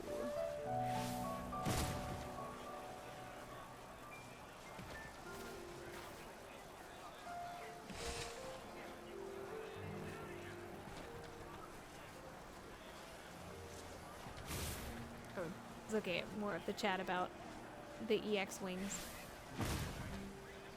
Yeah, I mean, I didn't have an interest in the cats, like, so I haven't even gotten any of the cats either, so I really need to go back and do those. Because they made the final cat a dragon. I was like, ah, big cats mean big cat. No, dragon in chair. I'm curious what final wing will be. Like when you get all the wings, what will it be?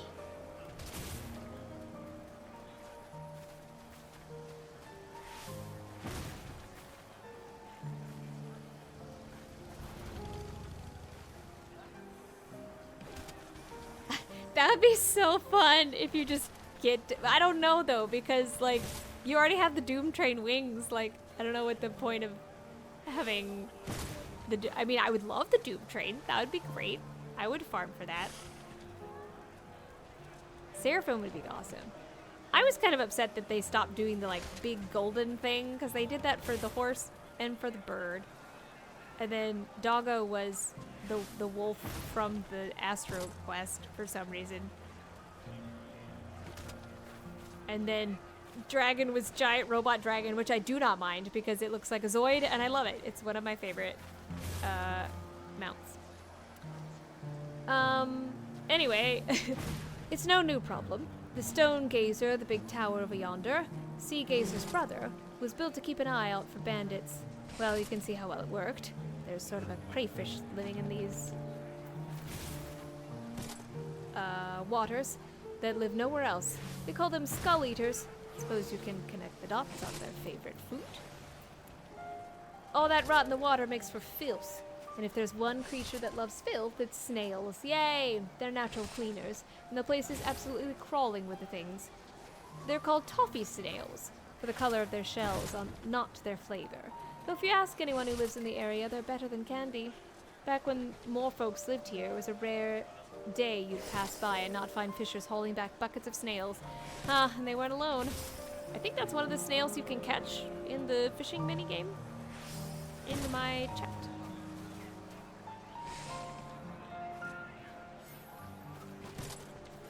Oh, multi-person mount train, that would be fun.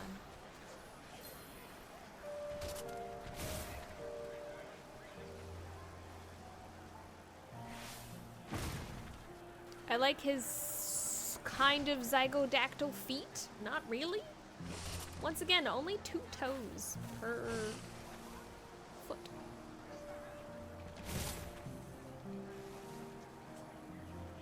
Kind of? Does he have 3 toes? I can't tell. That's where our bothered friend here comes in. Anytime I brought this big lad back into the about time I brought this big lad back into the conversation. Iguanas are a bit like you lot, if you get down to it. Not that you're all giant lizards, well, I guess some of you are. but they're fishers too. And to fish, they use their stretchy, sticky tongues. I'm a tiny lizard. I think I'm, oh, burger, fish fillet. Yesu, I think Yesu is minimum aura lady height. She's small.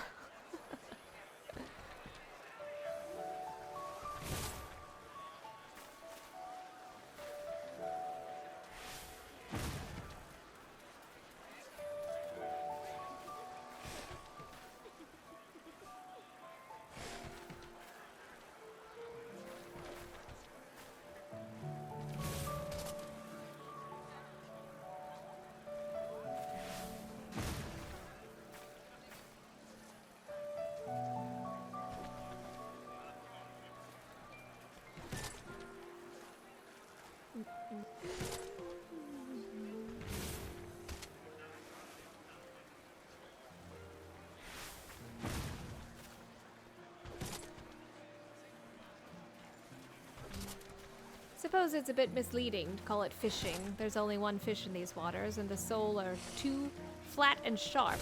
They cut up the tongues of the poor guys. But they do go snailing. We're going to call it snailing. See, the snails and the skull eaters protect themselves with big round targets. All the iguana needs to do is stick its tongue into the shell and yank up a meal. Like a... Oh gosh, who does that? Like a squid? Maybe? Squids kind of do that. Because what they'll do is they'll like take a mussel and like stick their like... not stomach. It's not quite that. But they'll like stick, like basically go inside. Is it a sea cucumber? Am I thinking of a sea cucumber? Something almost like Pukabuku, Pokemon wise, that like sticks their stomach out inside out, grabs, and then like brings it back. Speaking of mollusks, not mussels, clams?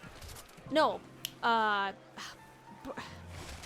urchins. There you go, sea urchins. Sea urchins have this really cool mouth part that's called I think it's called like an Aristotle's lantern or something like that. It's really cool, where they basically, it's that same kind of thing where it's like a drop down mouth bit that like goes and grabs and like pulls it back up.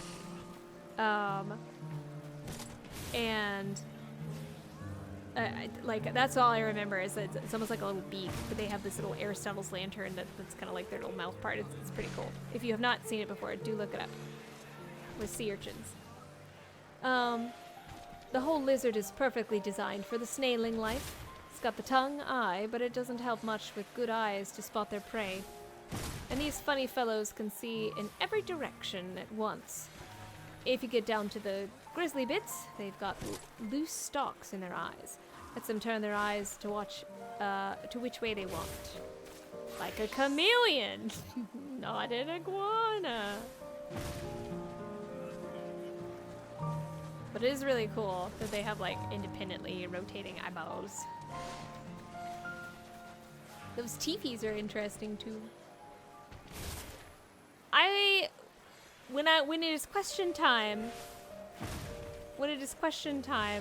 I wish to ask about the vestigial tail. Because obviously this creature was made for climbing, and over time became very large, and so didn't need to climb. Also the baby, oh, sorry, there's like a baby Amaro like underneath the big chameleon. It's just like, I'm here too. But yes, I want to ask about the vestigial tail. Pair that with a rigid body that can't be hurt by just anything, and just about anything, and funny padded feet meant for gripping on slimy stones, plus that charming row of skull-cracking teeth. Got a lizard made for snagging snails and pulling up crayfish by the hundreds. They're mean guys. On top of it all, don't put it past them to snap up anything else covered in a hard layer, like a dwarf. Personal experience. Slam. Why do they choose to slam? That's a secondary question. I guess 'cause big? If tongue, why no use tongue in attack? They do, yeah.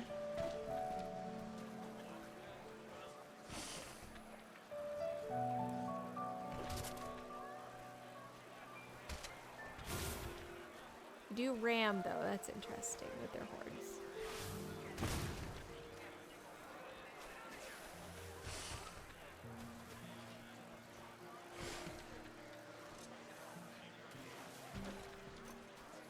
Oh, interesting. So I guess, okay, so I guess if Ardbert was farther away, then it would do its tongue attack animation. Interesting. That makes sense. Dwarf napping aside, it's kind of odd, isn't it? To have this place, even the animals in it, shaped by the violence that's always plagued this land. I can't look back in time and tell you if it's always been like this. All I know is what I've seen. But it's like the flounder. Their story that Yulmore changed. I have to wonder if someday the Skull Eaters will have a different name. Skull Kissers.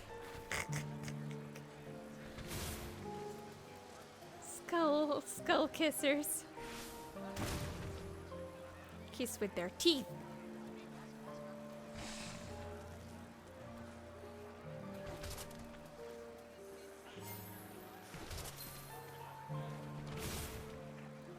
Ardbert is not fruity snacks. Well, any questions? Just like last time. If any of you lot snag something you want to hear about, just give me a shout. I know these waters as well as anyone. I wish to ask about the vestigial tail.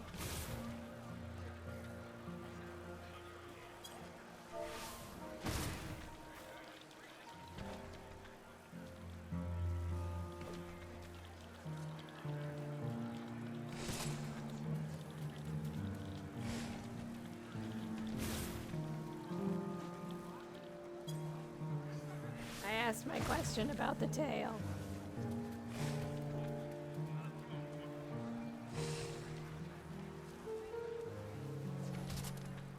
When it comes to the back legs, should their reverse feet facing help them grip? Yeah.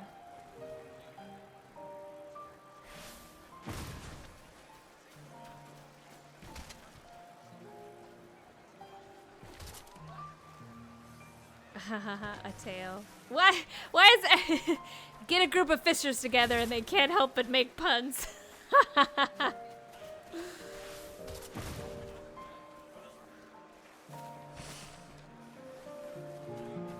like how the tongue licks you but doesn't body slam.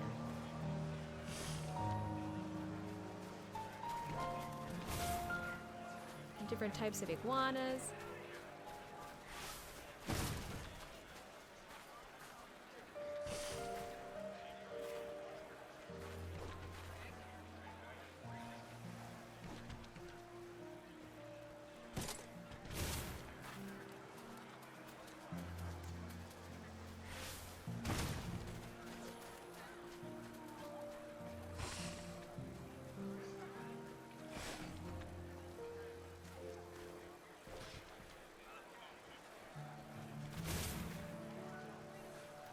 Oh, that's fun. Ardbert Heilfish.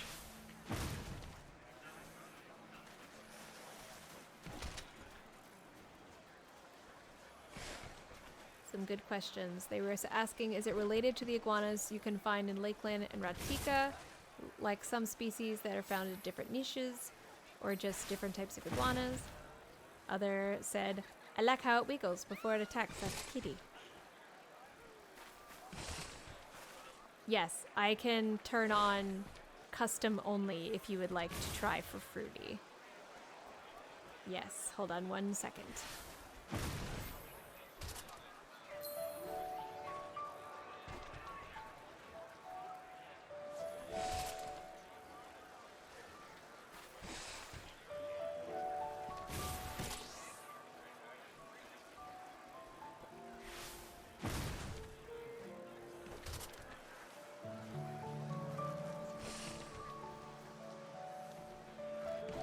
Alright, custom catch has been enabled.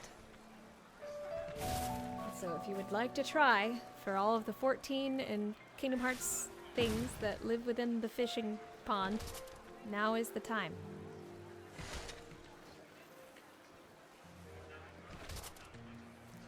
Do those guys have a body count? Or are they chill? I think Ardbert mentioned that they're not chill at all. Hey! Someone triggered the spectral current! Let's go! Good job triggering the spectral current. Everybody pop your patiences. Get those fish.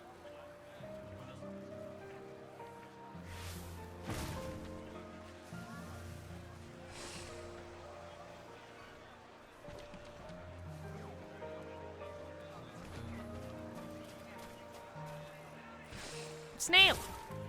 Snailing. We're going snailing.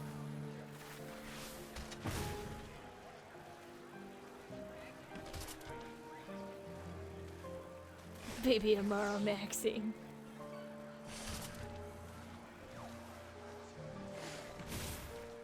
Oh, Chirithy. Nice.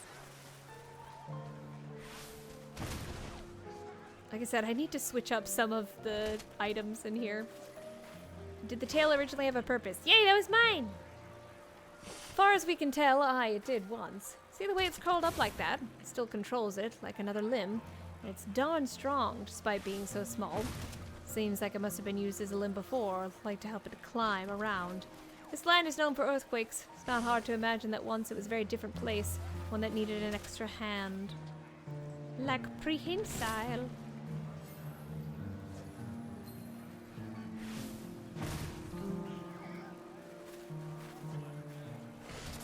What we get?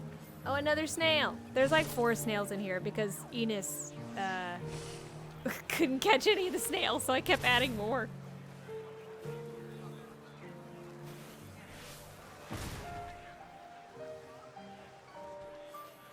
Ooh, why are their knees inverted in terms of evolutionary benefit? Well, maybe climbing? What do we get? Shark! Good job getting the mount. Congrats.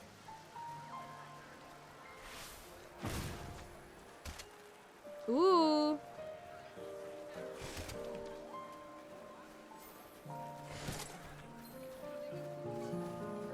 What did we get? Riku! You caught Riku. Good job.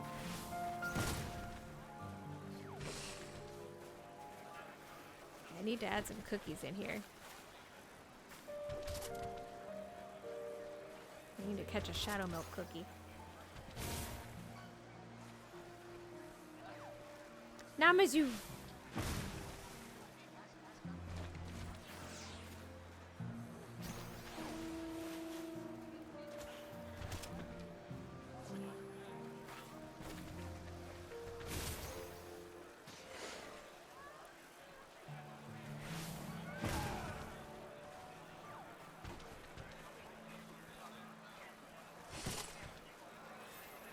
Purpose of the reverse feet.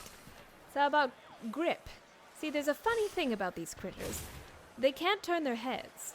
They're too stiff. So it benefits the things to be able to maneuver about gracefully without looking. Backwards feet means you can step back and grip with full force. And that can be the difference between gripping slimy rocks or falling into a basin that does much like giving up its dead. What do we get? Fruity! You found him! Who caught Fruity? Who was that? Was that you, Dart? Did you catch Fruity? You caught him! There he is! The first Fruity of the night. The real Fruity, because there's a red herring in here. There's a Fruity Snacks at home. Good job, Fruity. Got him. Riku again. Why is Riku coming up so often? Oh, you caught Fox? Nice. Congratulations. So it'll say when the catching starts, it'll say like someone pulled someone fished, cast a line or something like that. It'll say like right before it. So like rare bird alert, cast a line. So, someone caught Fruity again? Was there a second Fruity? But yeah, it'll say before it. Yeah, it has your name in front of it.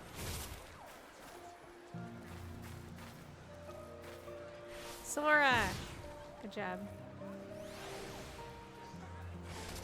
If anyone has things that they want added to the fishing pool, let me know. I can't do it right now, but next stream, I can add it.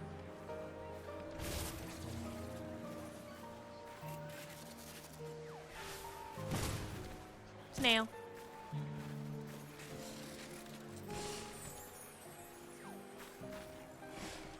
Good job catching Fruity. He's probably asleep right now. He needs to be asleep if he's not.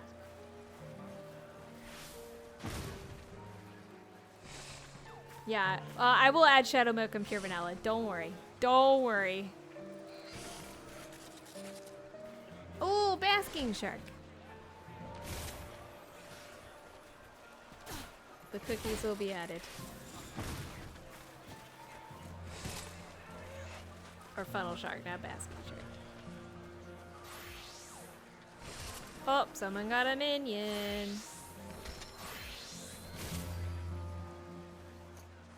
Ardbert has not said anything, so I have nothing to read. Oh, here's a good question. Do the rings on its horns indicate age like trees, or do they serve another purpose? That's a good one. And as we learned in the last area, it's all keratin.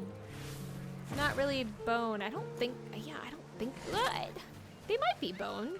They probably have like a keratin sheath like they normally do.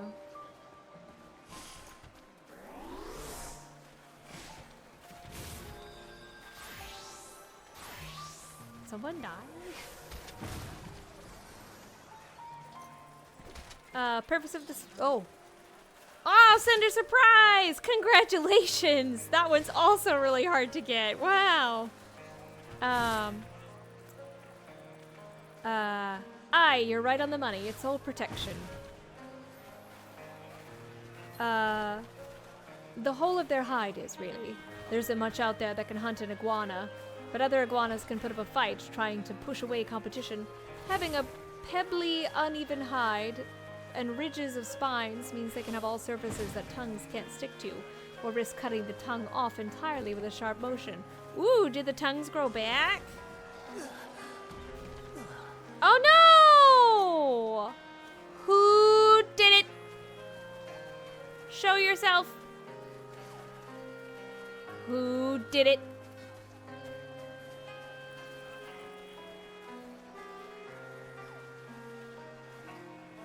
He blew up. Wait, did it explode? Did it use? Oh, did someone else explode it? There's iguana everywhere! Who blew up the iguana?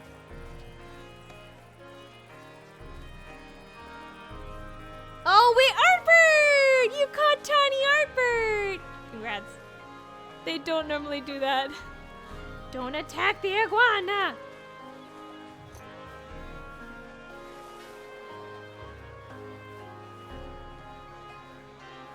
Is there another nearby? There's one way far away.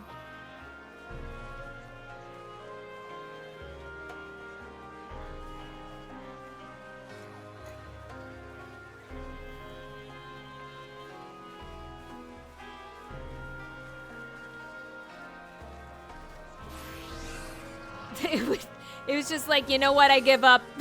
I'm taking you down with me. There he is. Don't touch the iguana!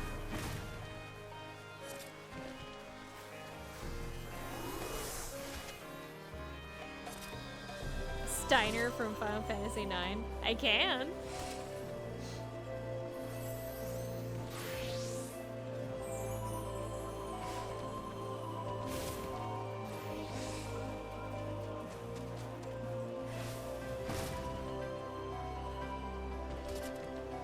Oh, this one has 3 toes. Do they always have 3 toes? Urianje! Again! You look great, sir, but please move.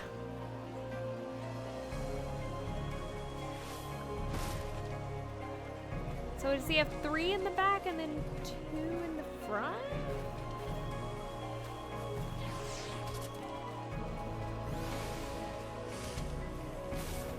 I'm sorry if I'm in front of anyone, I apologize. I think I am in front of someone. I'm sorry. Urianje got in front of me, I couldn't see.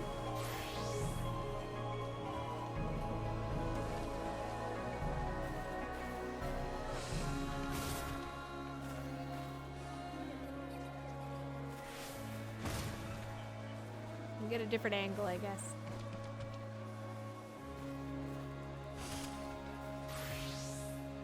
Mob in rage, it just explodes. Many reels are being said in the chat now to thank the volunteers and people helping out, as they should.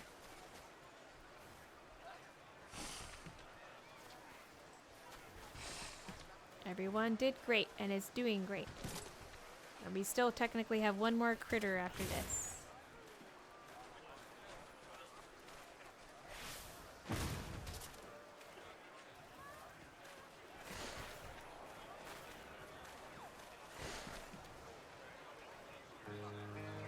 A little magic bucket. Nice. Congrats on Magic Bucket.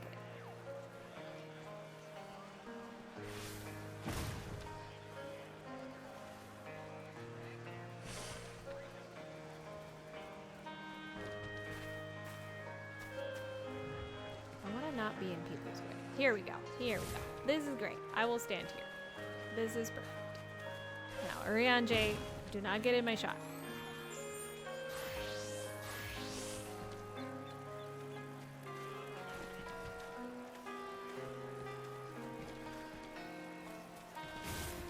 It's nice to see the colors a little brighter, too. Sir! Thank you.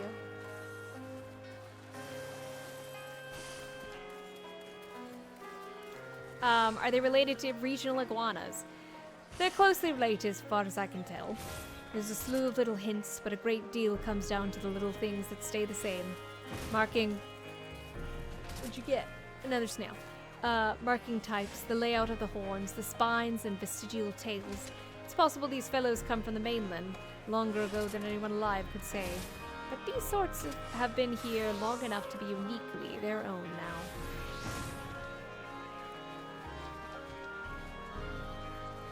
I guess little teeth.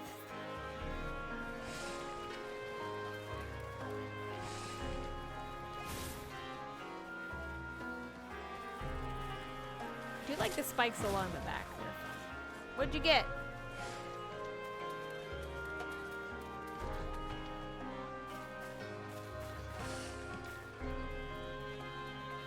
Oh, yay! Thank you! Thank you, Pastor Legion. Appreciate it. I hope you enjoyed the stream. Like I said before, the VOD will be up later, both on YouTube and on Twitch. So you are free to view the rest that you missed later. Thanks for coming.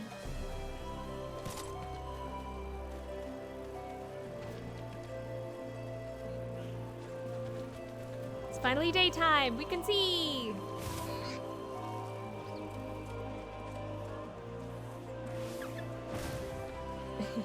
Thank you.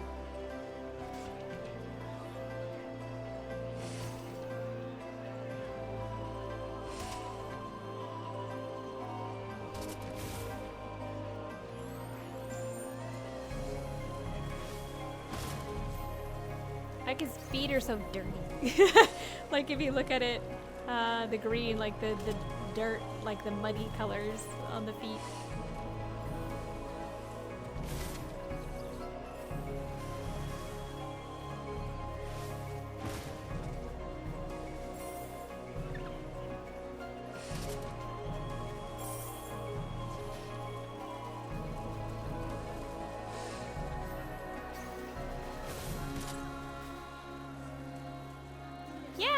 Doodling is always fun. The thing with art is, you know, oh yeah, not a shark.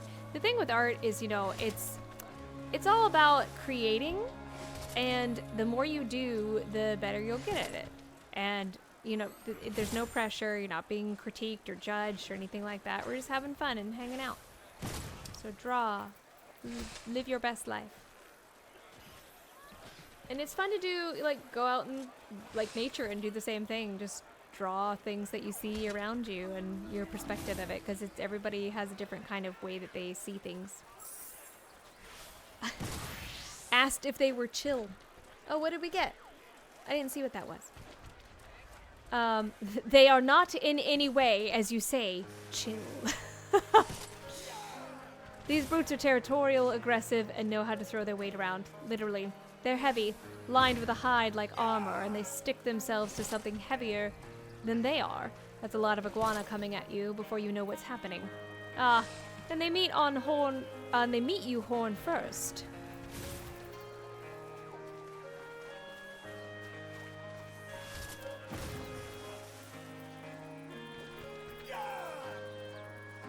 What did we catch? Oh, Ruby Dragon! Nice! That's another legendary. Congratulations. Crab Rave. Oh, nice. Yeah, have a good night.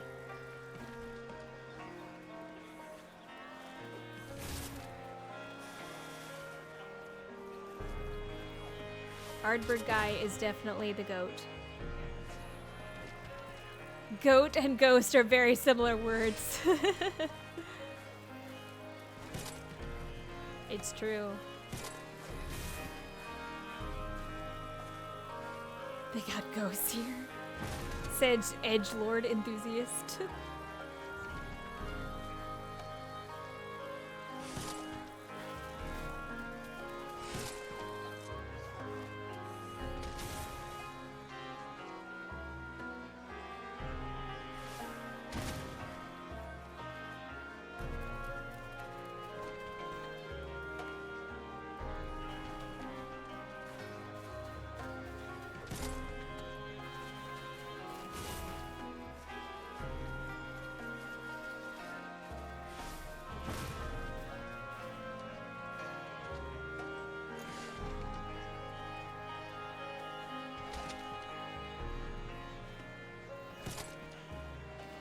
Whoa, long one.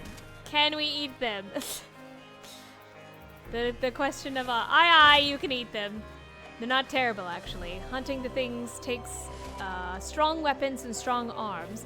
Getting through the hide takes time and power. But if you can down one, you can make use of near the whole beast. Sharp teeth for blades, a beautiful hide, and all the meat you can scrape from their bones. Lean, though. If you don't cook them with something fatty, you're going to end up hungrier than if you hadn't eaten. How would you know?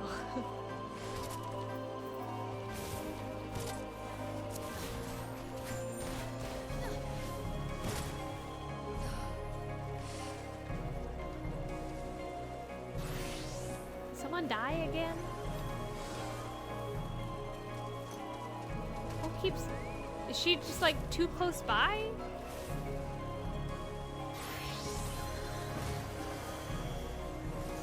Like, how is she getting attacked?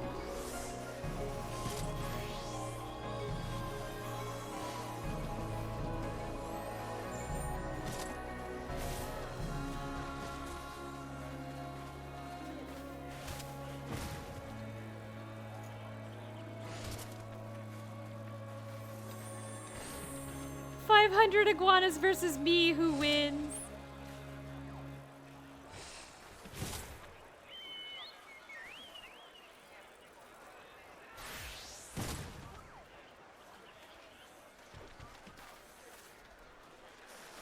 Oh, I see. Do they have they might have. When do you get sneak? I thought you got sneak pretty early. Is that like 15?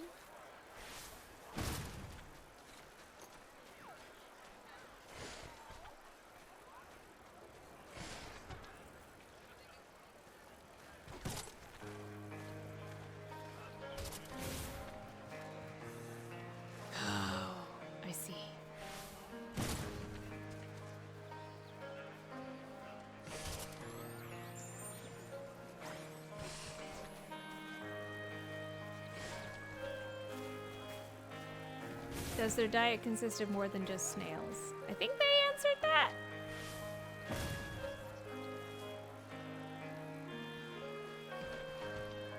How do the stripes help? You're right, they don't have much to hide from, but snails have eyes, even if they're not that sharp. Having a hide lined with stripes like that helps them blend into the shifting shadows of the drip's walls. They can even change color just a bit, and that's a threat display, watching them shift from green to brown. It's a good time to leave.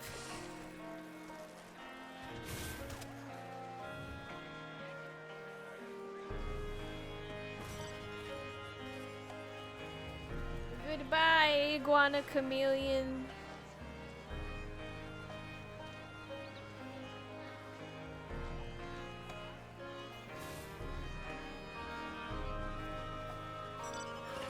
Thank you for your service. Does that include when they shift from green? Sorry, that's really funny. Does that include when they shift from green to exploded? Someone in the chat said too soon.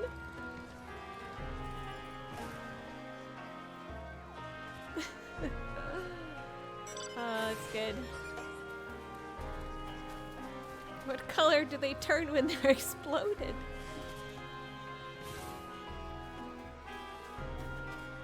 I hope you get another one too. I forgot who else is legendary that's in there. I know Buffriku's in there. He's a legendary, but we've gotten him like twice tonight.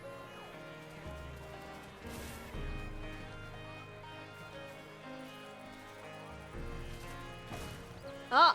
Ah! You got Fruity again! Nice!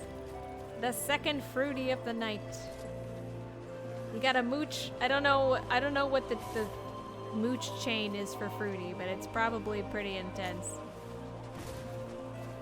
You probably need to like catch Fruity snacks at home and then mooch into actual Fruity snacks. But you have to have... Oh, Golden Namazu too! Holy crap! Good job, Leroy Jenkins. You got the Golden Namazu.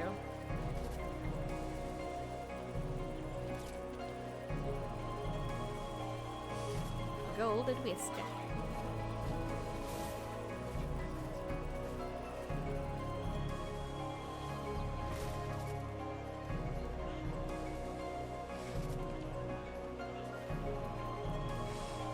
Levin! Hi, Levin. Thank you for taking care of the bat. Do the rings indicate age? A good question and a good guess. Hi, it's age. You can check the age with just a glance, and it's deep into the horn itself, in fact. Chopped off and polished, got those beautiful rings all the way to the core. Used to find them sold as drinking horns and hair bands.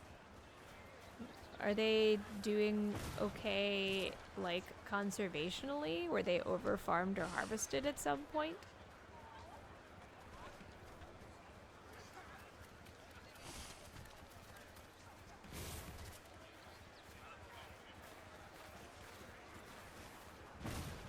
That's the question, conservation-wise. I mean, they seem like a pretty, like, if they subsist on mostly snails, I don't necessarily, because they probably have to eat a lot. So they may play a larger role ecosystem-wise, but there are a lot of other things that also eat snails, so it's curious. Oh, really? That's so funny. I will like I said, we'll have some time at the end to look over the art tag. Is that on Blue Sky or on Twitter?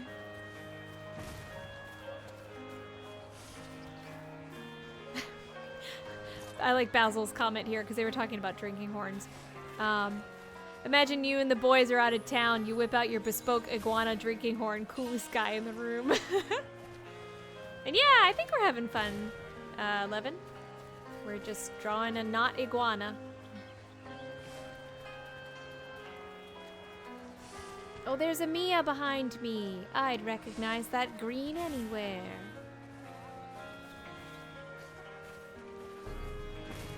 I thought we were moving on, so that's why I went out of first person, but I guess I'll go back into first person.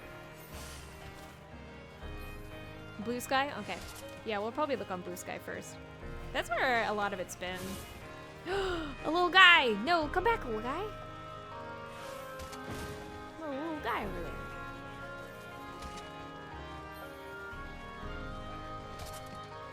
I love Darth. You've been here for like 2.5 hours and you're just now asking why we're watching him being attacked. So the reason we're watching him be attacked is because that's how we keep the mob in one place. Ardbert is a tank and a warrior at that, so he basically is impenetrable to these lower level mobs. So we're watching him be attacked so that other people can draw it, like the creature itself. So this is our subject that we are drawing and observing in nature. And to keep it in one place and from attacking other people, it just is attacking Ardbert. So if you look around me, you can see these little orbies. We have what's called sneak on. So the creature, as long as we don't aggro or try to attack it, doesn't see us, basically, or doesn't care about us. But Ardbert is not in Fisher mode, so he's taking the aggro for us. Anyway, They asked, how strong is its bite? It's got a terribly strong bite. Strong enough to crack through shells and worn down skulls, certainly. But it doesn't hold. A single hard snap and then a release. It'll break your bones, aye, but it'll let you go.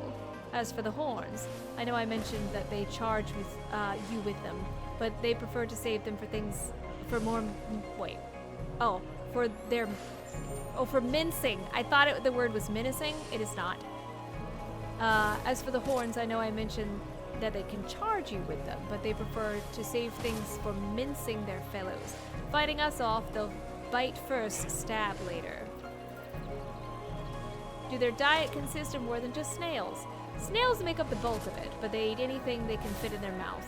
The snails are just easy, plentiful, delicious things, but if you put them in front of a bird, a fish, a small person, they'll bite.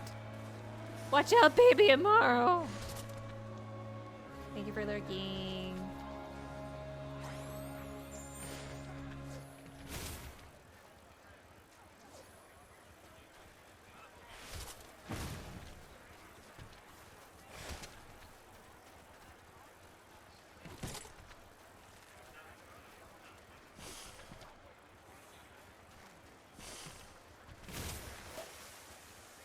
Oh, someone opened up a bottle behind me.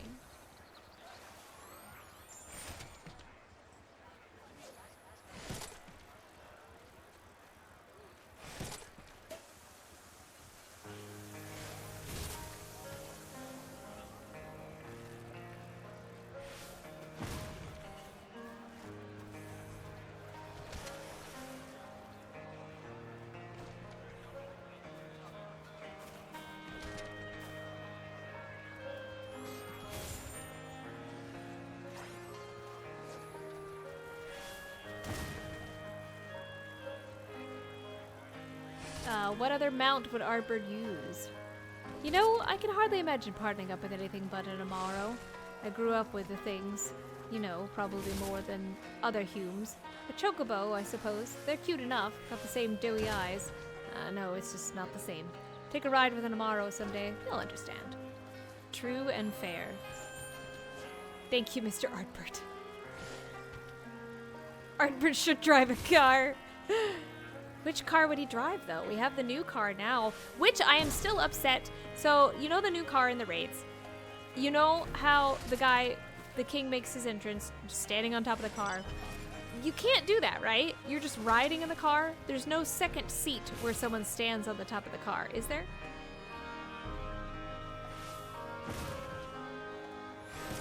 I have not confirmed this, but I have assumed. Right? Like, it's so dumb that they would just be like, here's a really cool thing where a guy can stand on top of car. You get Hector's cat? Okay. I was wondering how the cat got in there.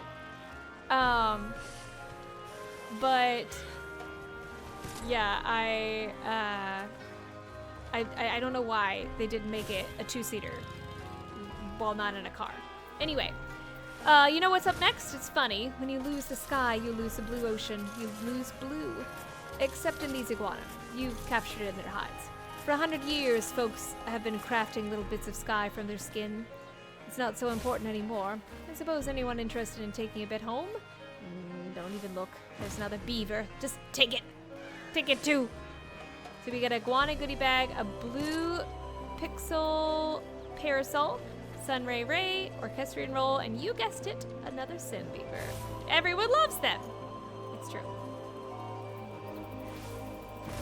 Good luck with your rolls. Highest roll wins.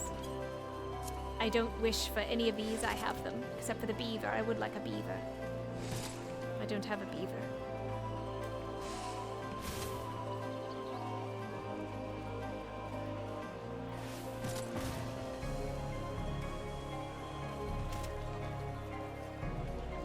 Sorry, I was looking at the bot about the clip. I need to clip that part where like Urianger just like right in front. I need to find that and clip it. It's like, get your booty out of my face.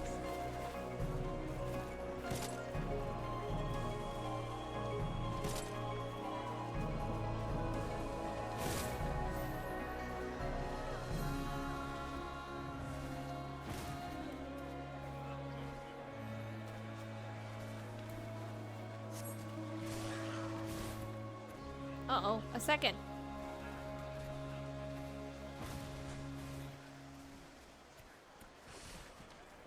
Yay! Prize achieved.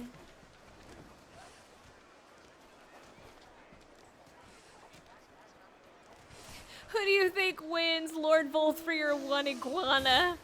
I think my money's on the iguana. Yeah, definitely the iguana.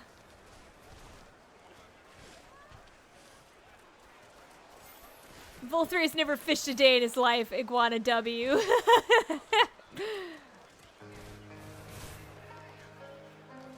And just as I predicted, I told you guys we'd probably go over time. But that's okay. We're learning and having fun. About chameleons.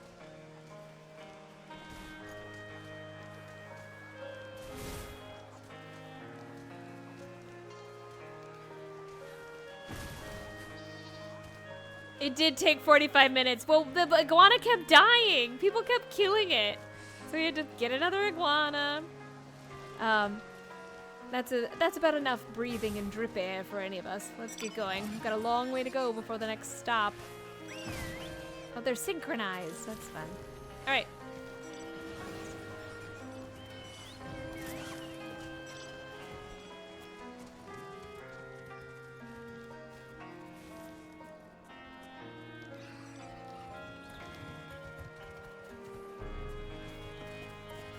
That mount is one I want too.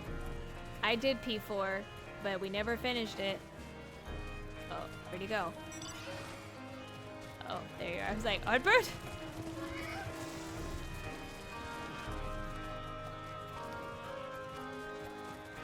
Big robot! That's from the Space 2, yeah?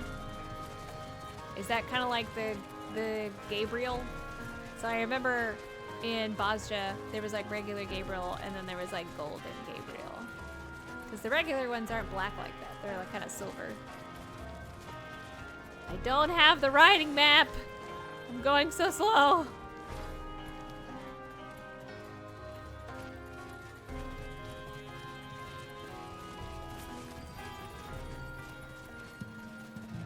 Oh God. Hello, excuse us.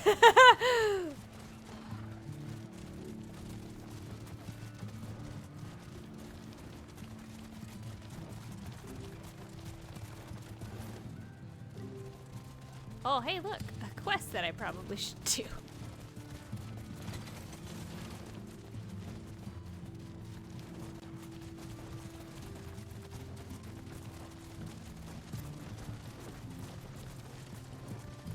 Oh, into you more.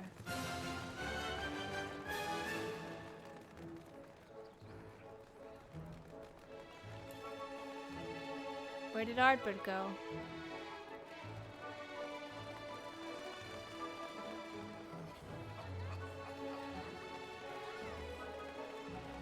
Hoof it, lads.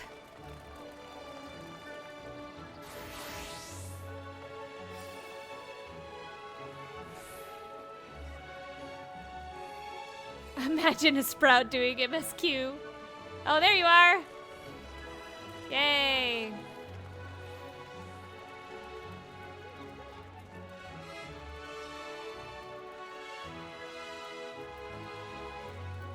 A goose! The little goose is so cute! Look at it waddle! Oh my goodness. What a cute little goose! I haven't seen the goose.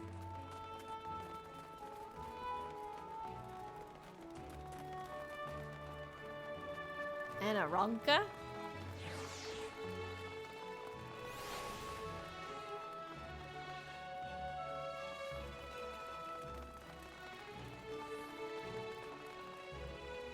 Oh, is it fishing time again?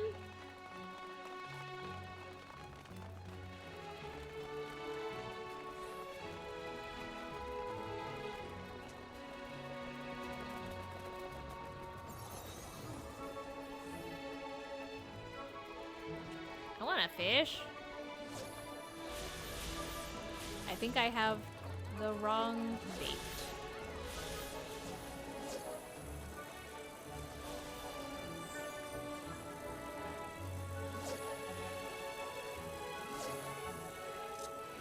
Oh, is there a sightseeing log? I believe that I've already done it, but I have not discovered this fishing hole.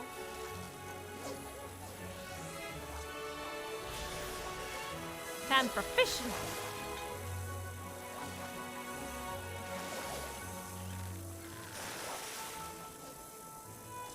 Don't tell me the versatile. There you go. I was like, how does the versatile lure not work here?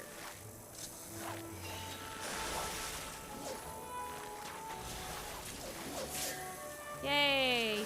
New fish. Bonefish.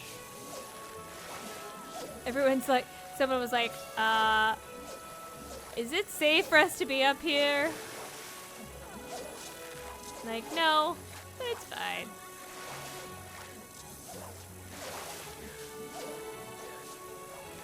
Everyone jump in at once and see what happens. Here we are. Watch your step. It's a rickety old thing, this ship. This is the Derelicts, and well, as far as town goes, I think it speaks for itself. We're not here for that. We're here for the ocean. That boat. How did that boat capsize that way? Ooh.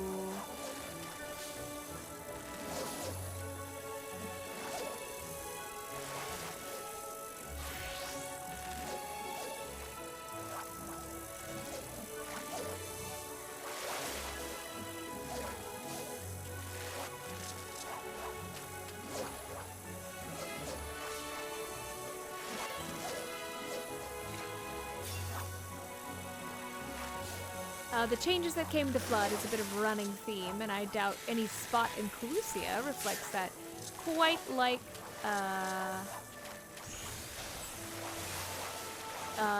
this place here. The ship, the town, the very fish, badoop, the waters itself. Is where time once when the airships, oh gosh, there's so much going on. Stop talking! Okay, the airships above could take you across time. The world. A time. Okay, yes. I can't do it. The fish got away. A time when there were docks and flights of ships coming and going at all hours. There was a time when the lighthouses had a point.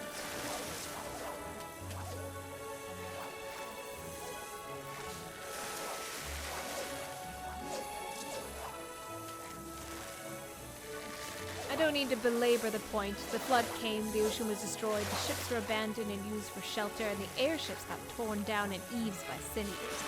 It's a grim story, but what matters to us is what happened here, to the life in these waters. Look at the waves. You can see the whole story view more reflected back.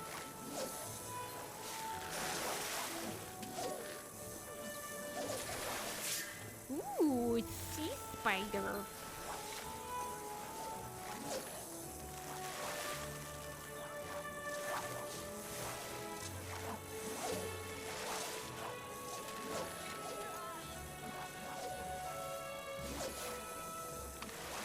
I suppose we'll start with the backbone of it all, the biggest change. Out of nowhere after the flood, coral started to grow up in great reefs all along the coast here.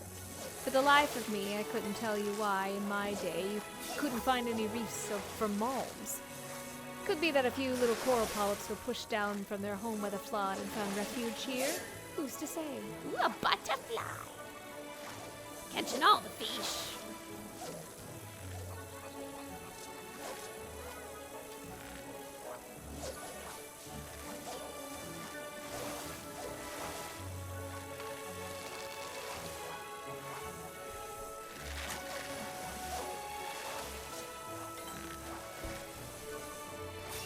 Is there a big fish here?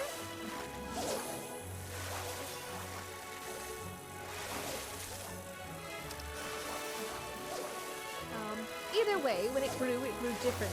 Blasted bone white by the light, growing in this great barrier wall like a miniature flood of their own.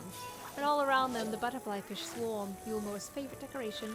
Beautiful little things, like little flecks of sunshine in the waves. Half of them native and half not. Surprising, none of that lot that the larger, flashier the fish, the winged dames, are released aquarium fish from a wealthy elite. Oh, that's fun. Squid strip. Oh, I wish for the winged dame. Hello, you have for me? Who, you have bait for me? I get bait. I get bait. Mia, you have bait for me. Who have bait?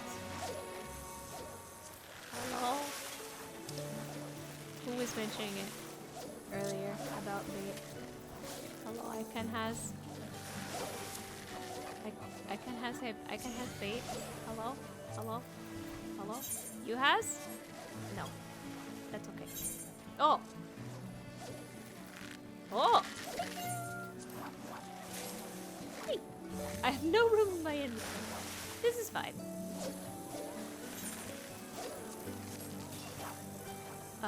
Look out a bit further, and it's all starts looking even more eerie. Away from the shielding wall of coral, away from the fluttering butterfly fish that cling to it, you start to see the skeletons. Well, they're not really skeletons. Or I suppose they have skeletons. Look, the point is they're bonefish. Thanks, Ardbert. It is extremely weird that there's random coral.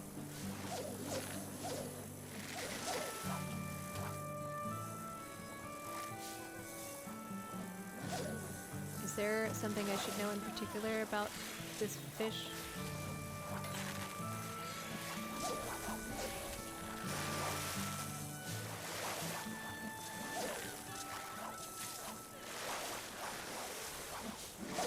To be honest, they don't look all that bony, but they're right sturdy little guys and strong as they come. So strong that catching the things was a favorite sport before the flood. They'll give you the fight of your life if you want to hook one, and it was no rare day that you'll see lines of fishers still showing off their biggest bonefish catch, then dropping them back into the waves. Thank you, fish, for waiting for me to read that paragraph before biting.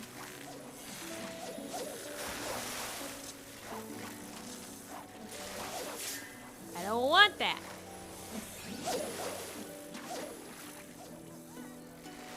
Give me a different fish.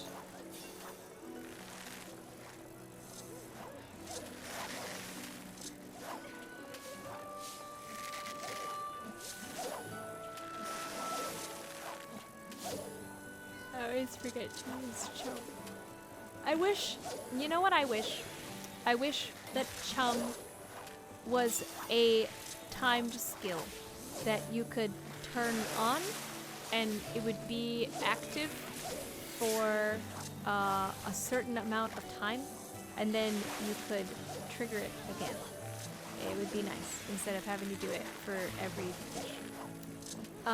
Just make it like 500 or something. See, that's the other thing about bonefish. They're darn near all bone. Hard to fillet for all the work that goes into catching one. It's just not worth the price. The whole joy is the hunt, and then letting the little devil rest in your hands until it's feeling sprightly enough to swim away. The folks around there eat them only when times are at the worst, which, well, they spent 100 years in the worst times. I don't understand. How I get this fish?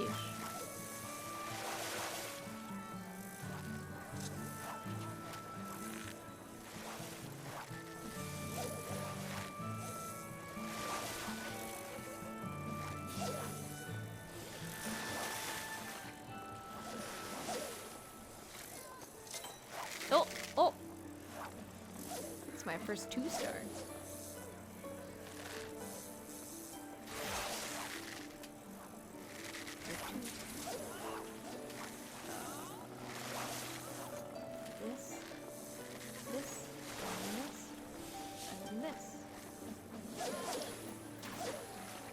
It's more of the same. The further up the coast you go, great big beds of dark pebbles, and if you look close enough, you'll find tiny black mussels hidden among them. Kids used to get sent out to gather them for soup, once a good enough excuse to keep our tiny hands busy.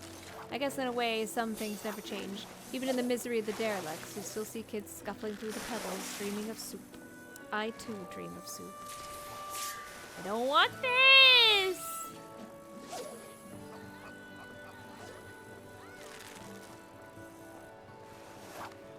How I get this fish? It looks so fun. Fish for me.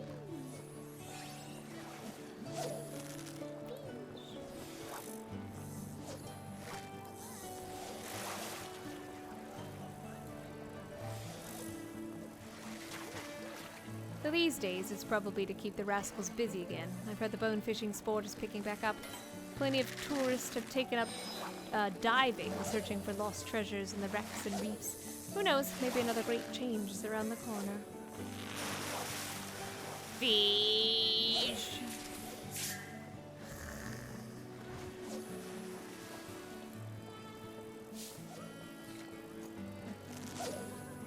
I'm using the right fish.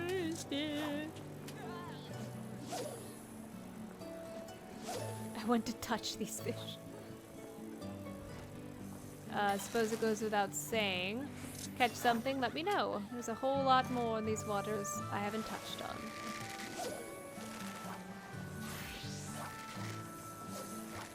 Tell me about the hammerhead.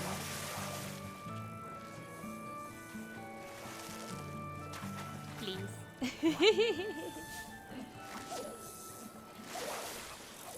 Why is it red? Are there other fish in these waters that are non-native? I'm not reading that one out loud.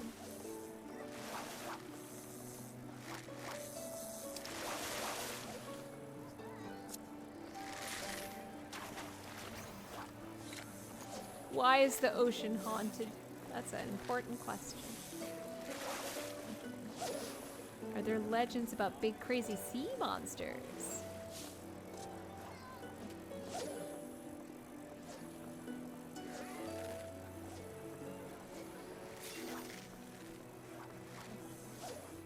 I think I'm doing it wrong.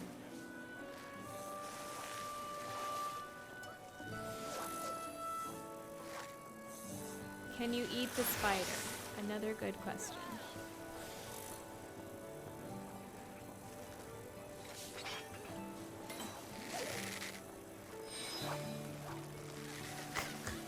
There's a conversation going on in the chat that's asking about, like, everything's haunted when you really think about it.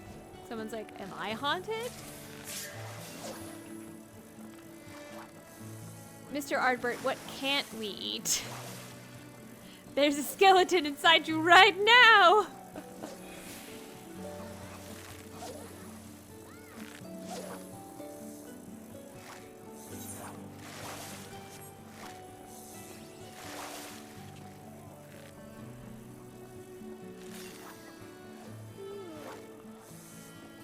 Eepy.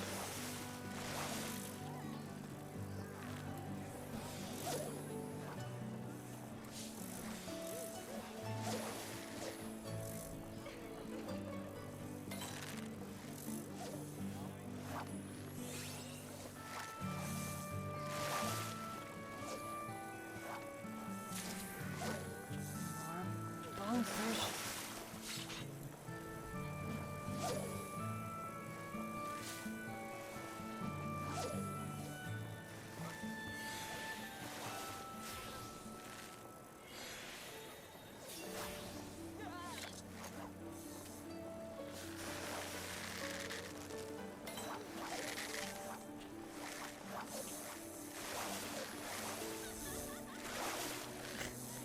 Conversations are getting a little crazy.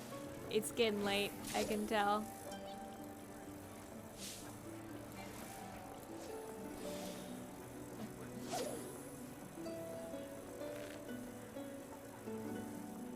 Talking about bodies as flesh mechas.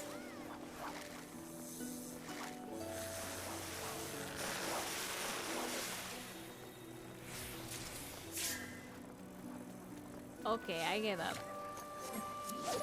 I don't know how to get this fish.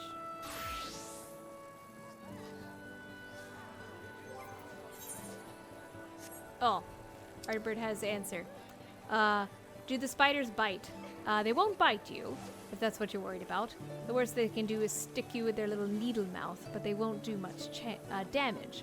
Now, if you're a small crab or a sea cucumber, that tips the scales a bit, I'd say. You might not they might not bite you, but they stick their mouths in their prey and drink them alive. You're safe. Hey, we talked about that earlier. Ocean critters. Decent party.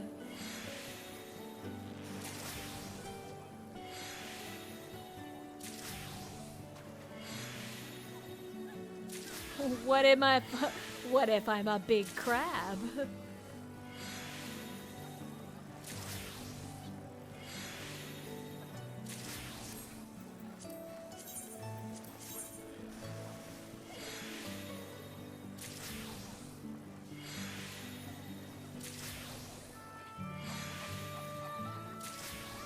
I'm a lizard. That's kind of like a crab, right?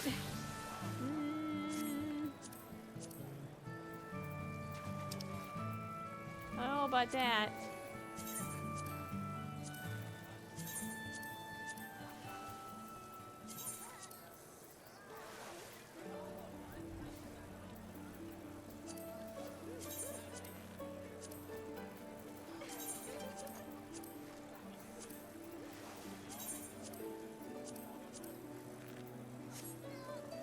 Alright, we go again.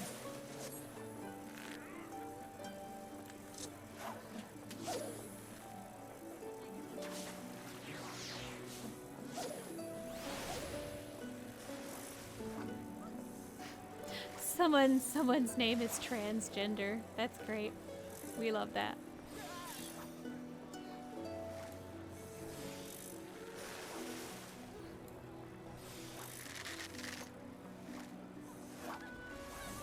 Get on the fishing rod.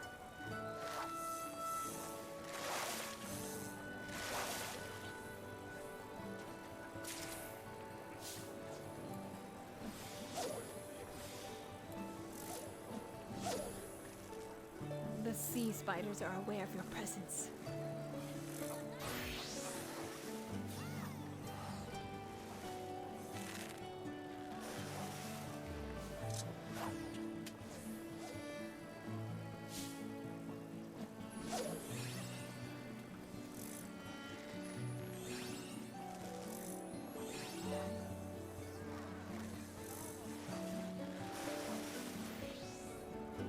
You better be a 3 if you're taking this long.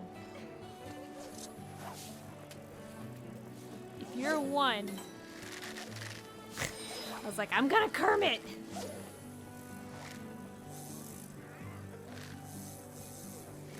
Are there other non-native fish? Suppose you could count the coral.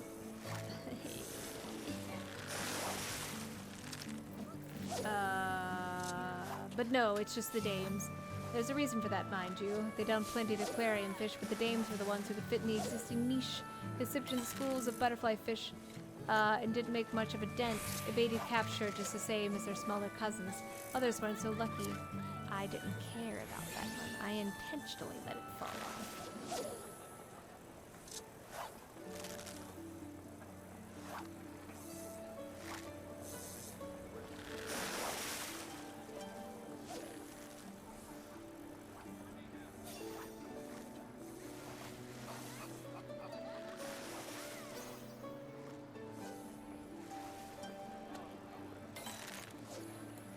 I don't know how to catch this fish.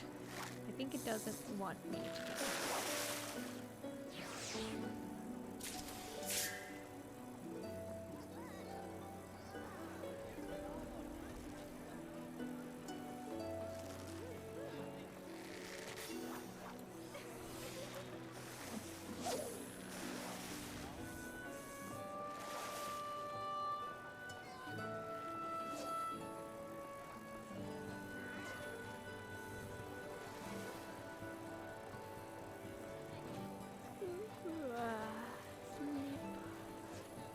Bewitching hour.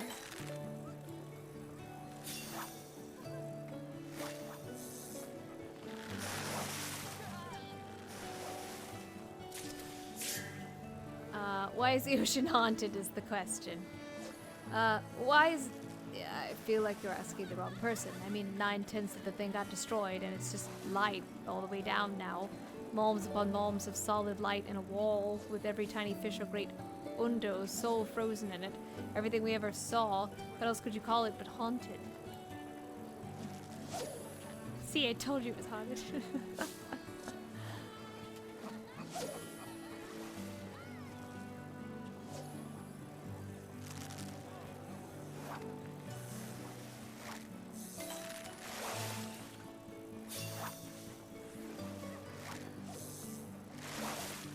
Haunted squared.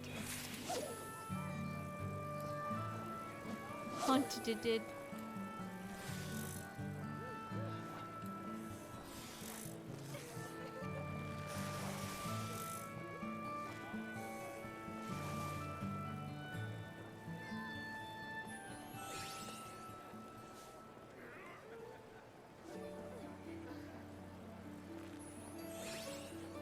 Nice backdrops here. Oh, pretty. Oh, this night sky so pretty.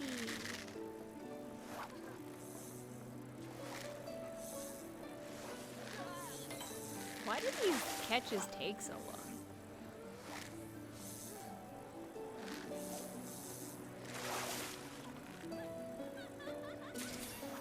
Alright, I am done. Do not know how to get this fish. We are going to look at the pretties. The pretties. Oh. Come over here. So pretty.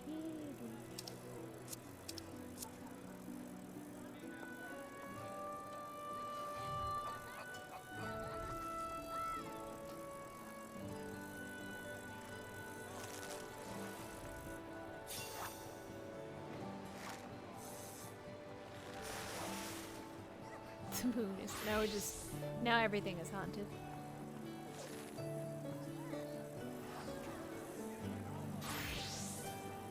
Are there any snails? Were these the reefs of the past? No, not here. The old reefs used to host sea snails, the likes of which you'd never imagine. Creatures of the poison so strong that could kill a man in seconds, stinging with those tiny needle-like horns. But they're slow. They didn't make it out this far. It was only their coral homes that escaped. Rip snails. Rip snails indeed.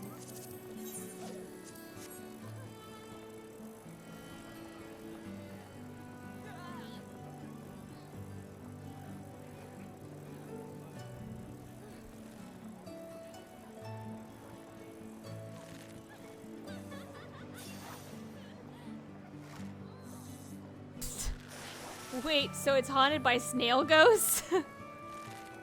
Snows!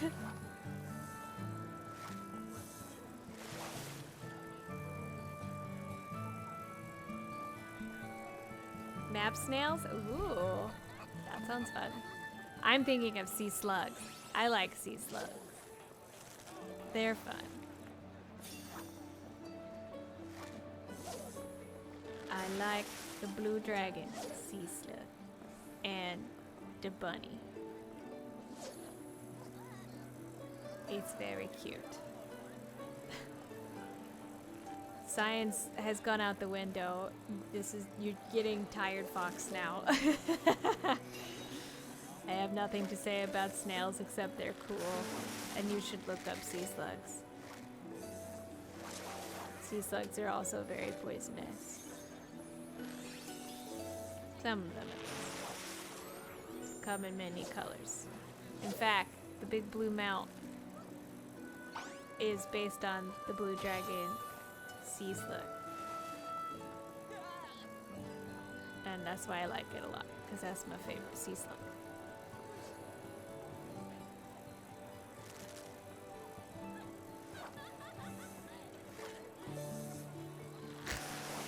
Chat has lost the in-game chat has lost the topic.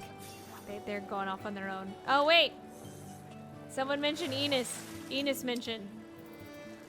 Where's Enos when you need him? True. He would have all the snail knowledge. What can't we eat? Well, now you're asking the right questions. The spiders, for starters.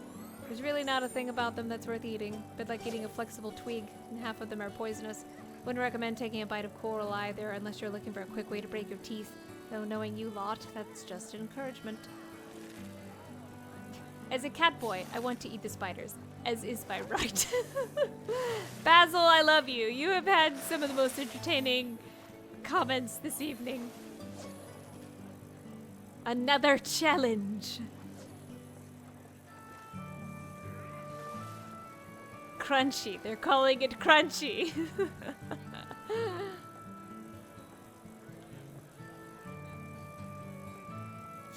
You are thinking the right thoughts. Crumpshy.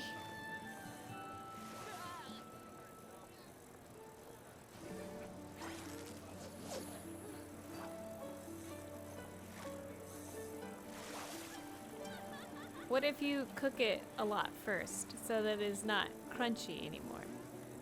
What if you like broil it? Would that work? Just think about how much protein those legs could hold. Yes, I'm so glad the tradition of is it edible questions lives on. Yes, it will never die as long as we live and we are hungry. It's true. We would not be a nature art party without can you eat it. I was saying that at the top of the hour. Pop tank in bulb. Here Phil think eat. Here Phil think crunch. We need that on a shirt now. We need a here Phil eat.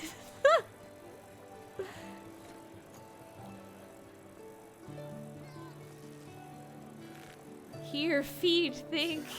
No, there's no thinking. Thinking is out of the equation. No think. Here fish feed.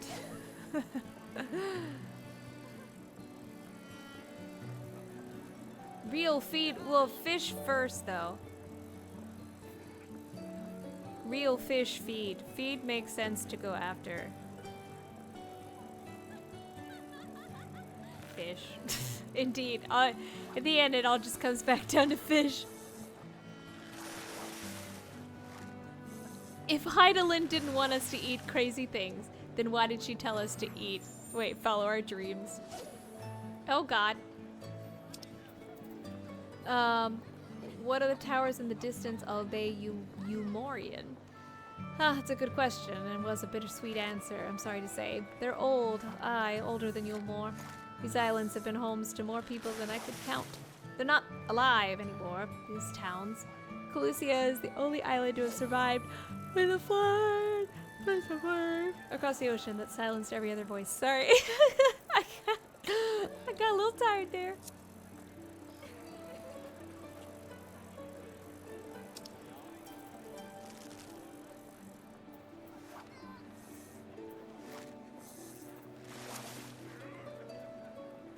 I ruined your nice dramatic soliloquy.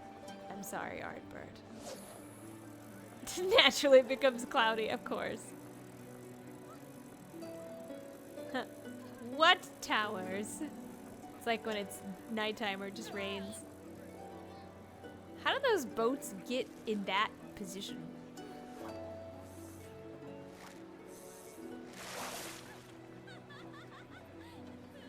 They're just stuck up.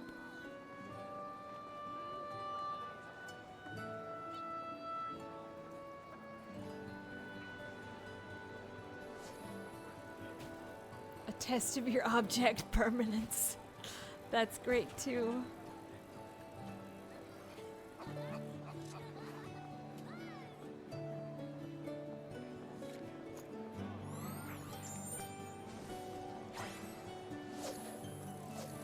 Silent krill instead of silent ill.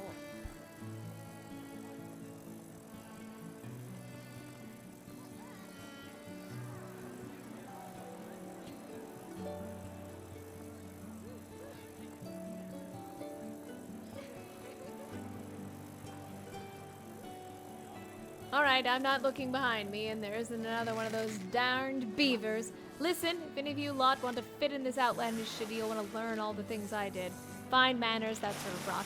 Anyone want to take a crack at fitting in with the elite? And please take the beaver away. Ceremony of tea, emote, sunray, music scroll, and a sin beaver. I am okay. I think I have the ceremony of tea emote already.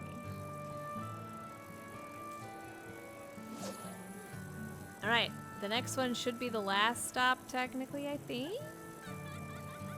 Ooh, 70. That's pretty low. Oh, 11. Never mind. Solomon. Oh, a 2. Never mind. Peppermancer. Congratulations, Peppermancer. 2.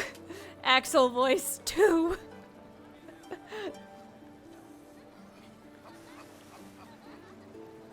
Good job, Peppermancer. Someone can roll a 0, though. I know that we saw it one time. Someone rolled a 0. But yeah, didn't Pepper win already?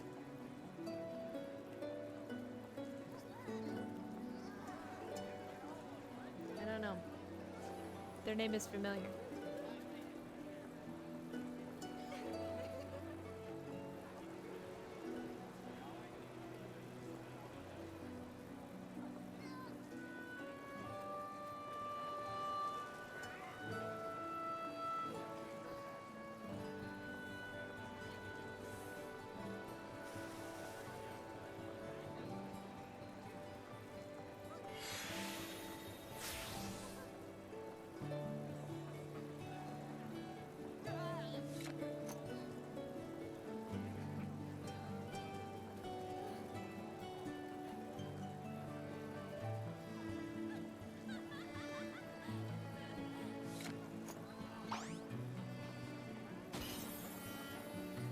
Yay! 2!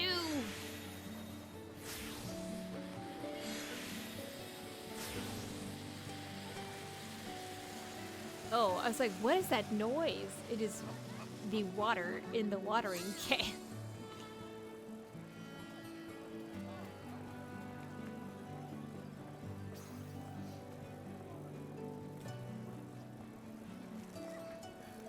I did not get the dame.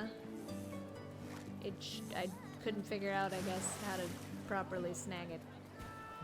But that's also the tapir is blue.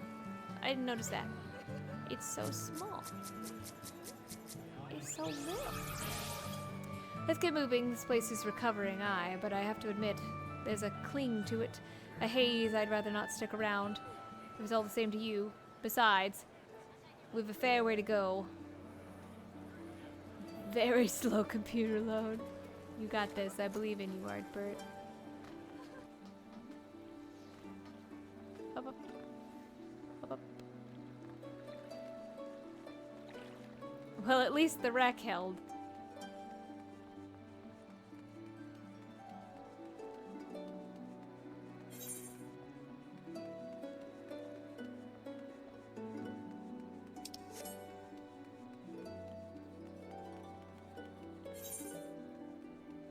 Forgot how we exited. I think it was this way. Not today, Club Penguin Iceberg.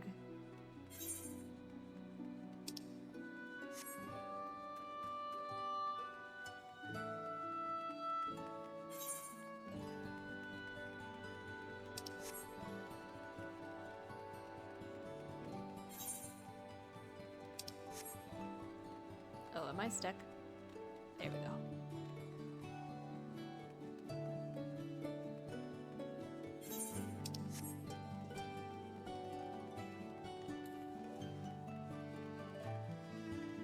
Having a race with this little Lalafell.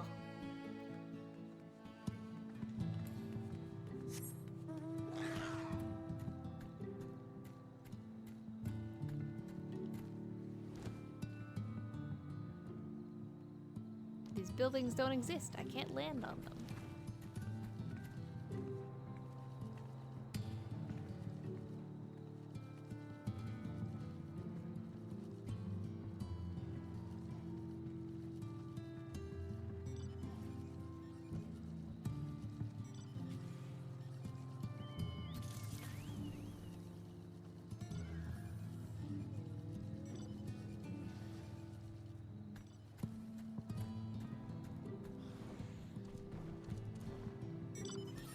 Mia.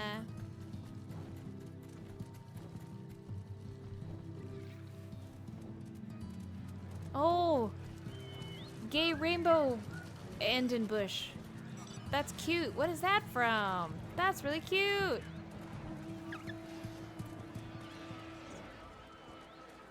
Oh, someone's drawing the volunteers. Thank you. Thank you for drawing the volunteers. They deserve it. They work hard.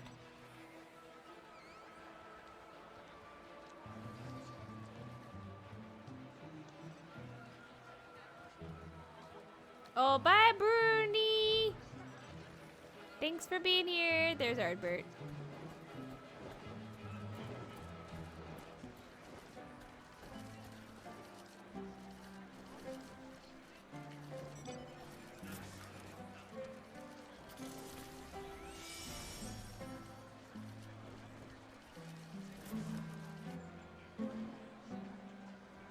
Yay, Pepper drinking tea. All right. Freeloading!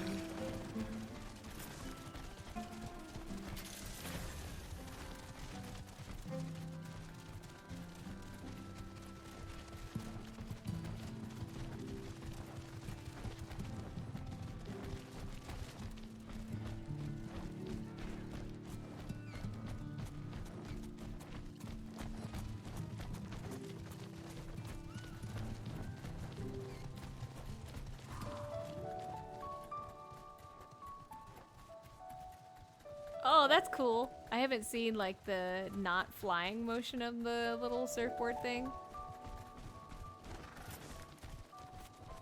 An iguana.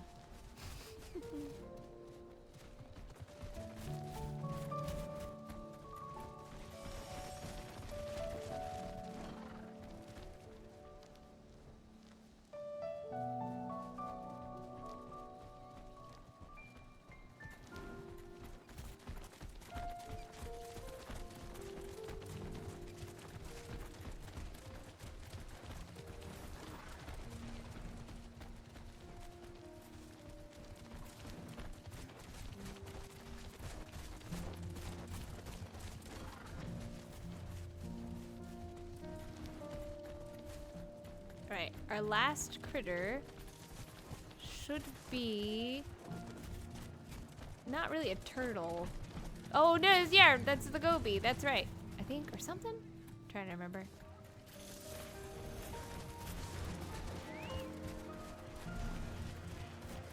I remember seeing it.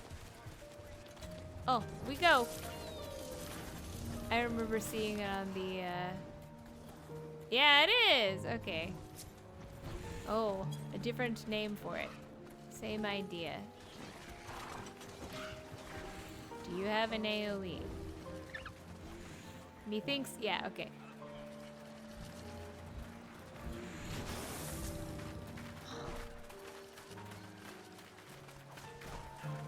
I think I'm out of the AoE. I hope I'm out of the AoE.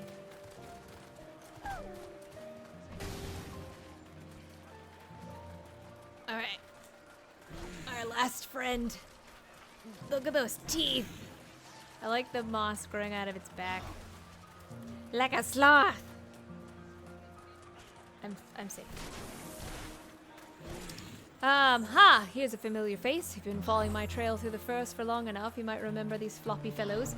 Forgive me, they're just such charismatic sorts. This is the mullets. If, you might recognize the name from supper tables, a sort of big meat and herb stuffed dumpling. I'd say it's a good comparison. Maltiche?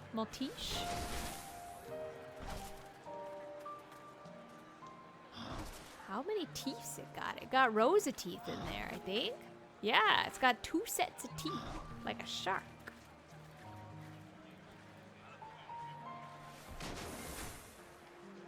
Very flexible arms. Plants growing out of their back. But I know we've seen others that have like flowers and things like that too.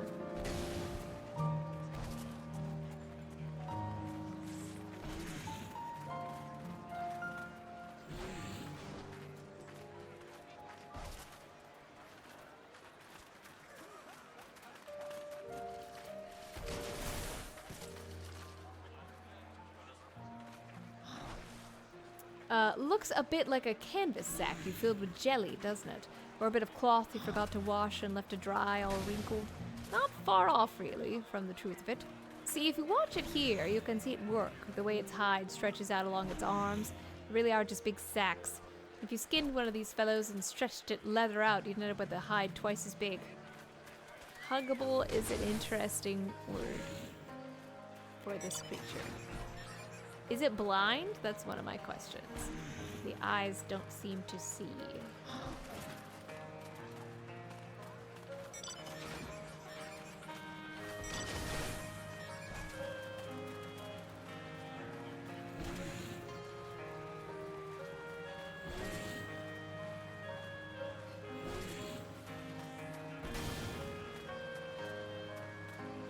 If you know much about how a body works, you probably know why he can't stretch out.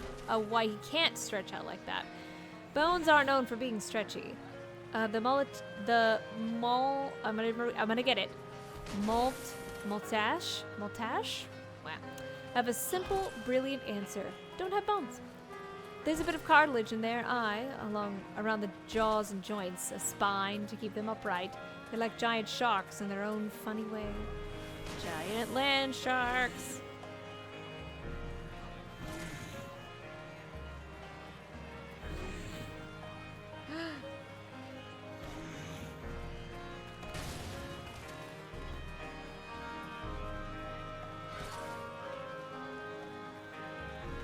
It's even in those nasty-looking teeth. Suppose you're a giant brute with a jaw made of cartilage, you'd be losing to things non-stop, eating so much as bread. Well, those big sacks eat their weight in crabs. With a diet like that, they're always growing in new teeth and dropping them out, lining the whole coast and the shore with razors like sharks! They're just sharks. They're just plant sharks.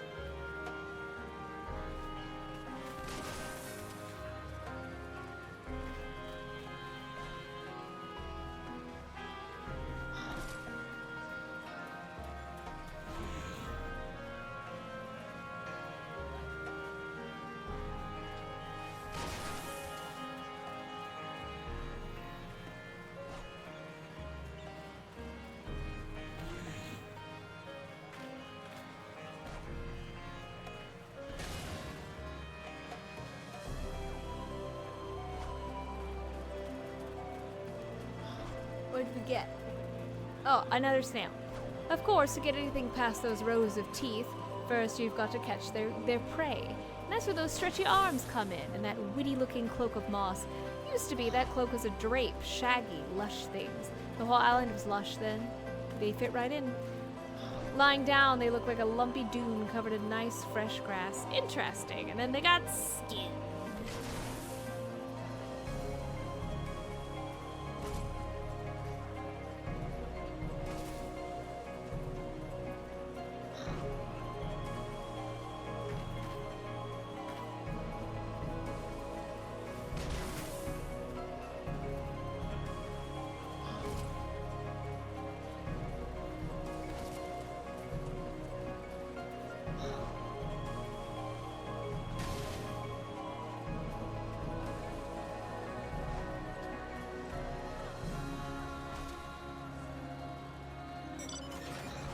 It's a tempting sight for any shore critter hoping to find some shelter or a quick bite. All the Maltache has to do is lie down and stretch out those arms and wait, then lash out like a whip and put that poor meal right into that awful gaping maw. Or well, I guess I should say it was all they had to do. Things are different now. Oh, I guess because they can't really hide. But they do have some of the grass still. I guess they could bury themselves mostly in the ground.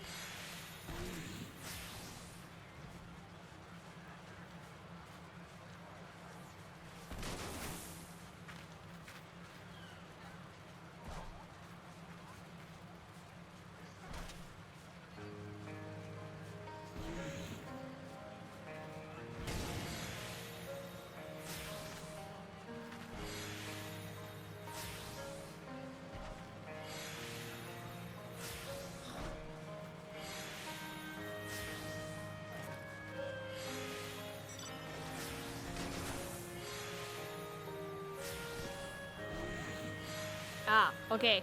So, Lupus was warning us that, or someone, yeah. So it's gonna be a wombo combo of this and our last stop. Means question time will happen after a slightly longer than normal lecture, and will be for the Maltese and the coast itself. Back then, they were mild-mannered things.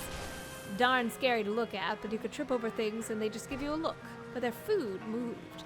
The birds went inland when the tide stopped pulling live mussels into shore. The crabs started hiding instead of hunting.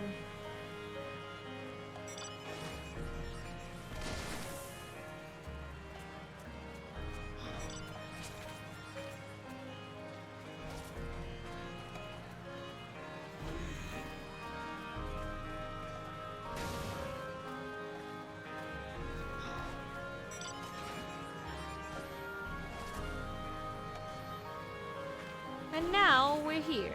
Can't help but ache for the darn things. They're just hungry. They're all just hungry, really, with no Yulmore to offer them scraps. So they moved in from the shore to hunt larger prey. Don't hold it against the brutes. Change is coming, I know it. But their better future is still a long way from home. Be patient with them. Oh, don't worry. As long as they don't attack me, that is okay.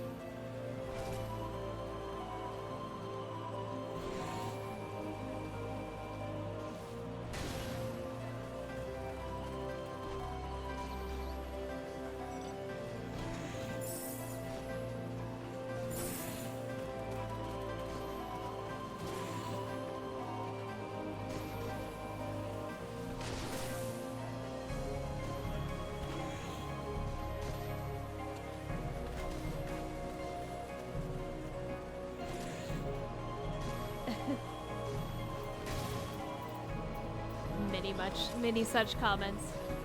I drew it cheeked up. I have peaked as an artist. We're only just here for the. We're not just here for the Maltese. There's also the coast, the very land it haunts. It is a very nice coastline. Are there mingos and shrimps here?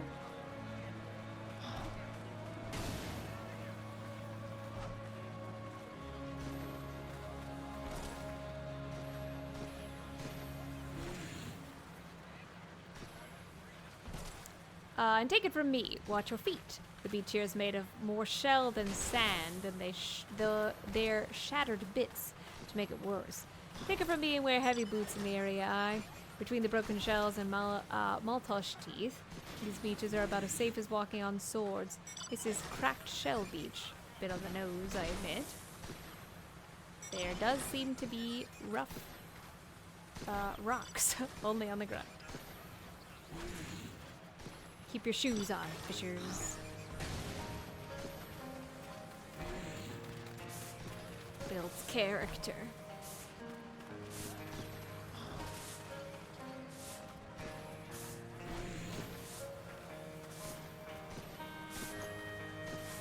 Painful as it is, it's a fascinating place.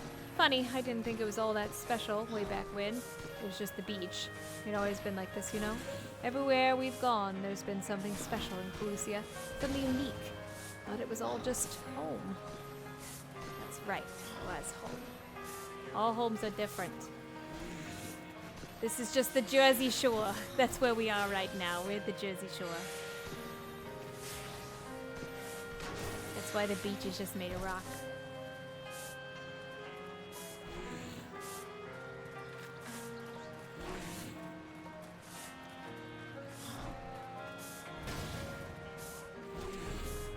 That's not why we're here.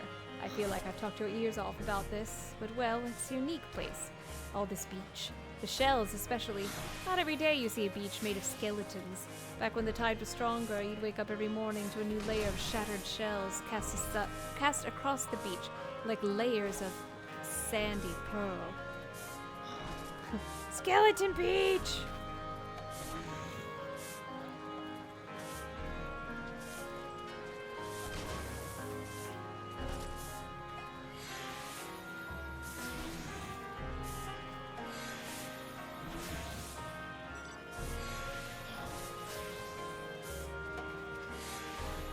It is interesting to think about, like, the shells and Gooby, and how it works.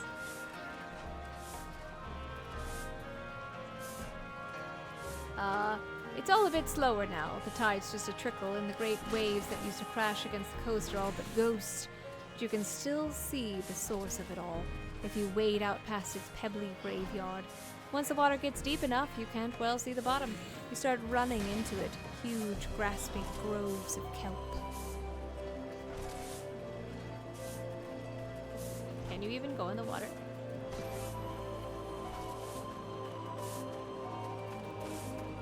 Oh, where is it? There it is.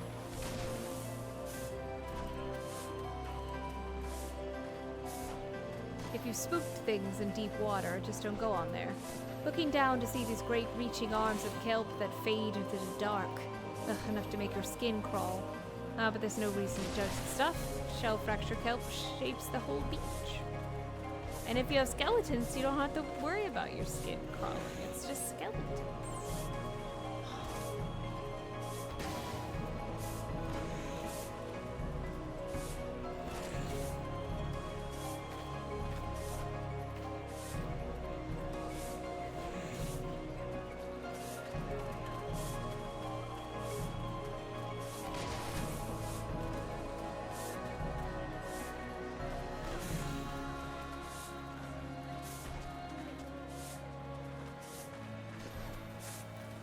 The name spoils the surprise, I'll say.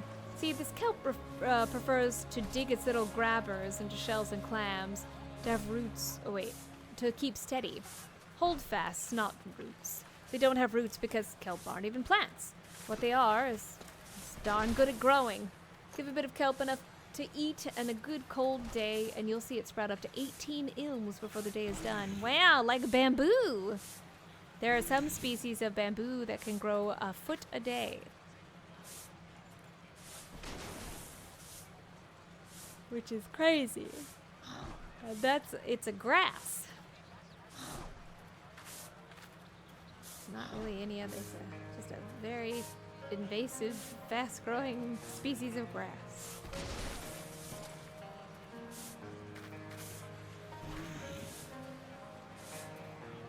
Of course, the bigger the kelp, the harder the waves pull on it, and the harder it gets to needs to dig in to keep a grip. The things grip so hard they end up shattering the shells that give them purchase in the first place. A bit of a bad deal for the clams, if you ask me, but it's the end for both of them at that point. The clam breaks and the kelp drifts up to shore to be eaten by anything lucky enough to find it first.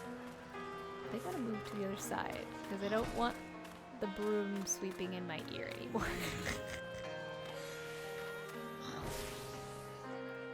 I think I'm in anyone's way.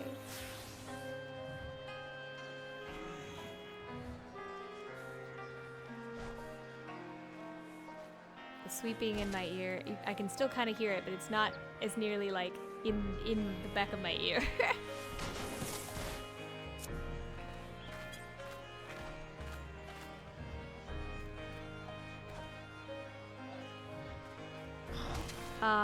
It's when you're brave enough to dive into those waves that you really start seeing kelp for what it is. It's a stop!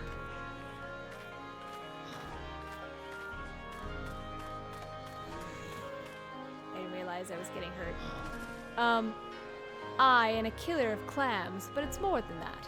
It's a whole world of its own. A thriving forest where every which way you turn, there are little leafy sprites. Swimming around it. Sea dragons. Huh, I suppose the first has always longed for dragons. I didn't see the giant wall of mecha over here. That's great.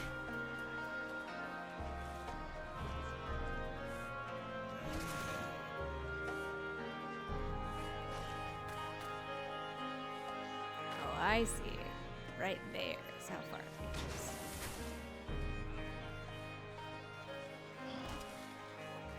He's a fun little guy.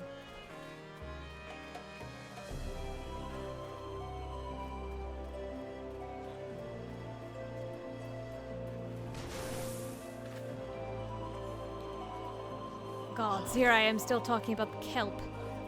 Did you know that there are giant turtles in these waters? Well, not really turtles, but they fit the bill well enough. They're called, Hinodus. Huge, wide-shelled things that flourished with the end of the tides. We'll see them out there now and then. And they drift up to shore, fearing the weather's turn.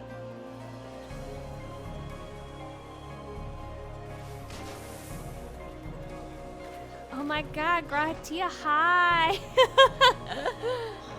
Gratia's here!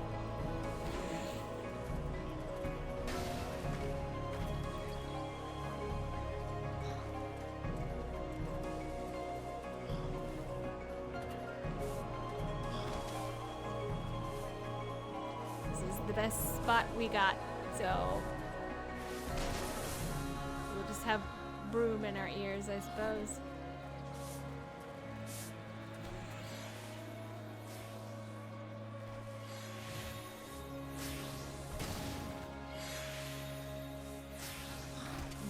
There is a debate in the chat about how to pronounce Gobi. I always pronounced it Gobi. But I think it's like Gobiru or something. See, they're not really made for harsh waters. They're got weak little limbs, but a Hinodus on land and the poor sod will barely be able to pull itself along. It needs the water to stay light. But a big flat body like that gets thrown like a knife. Wait, no, kite. Stop talking. Okay. About like a kite in the wind once the waves get going. Now with the water so still, you only see them when the clouds start gathering, preparing for a storm. Goo-boo.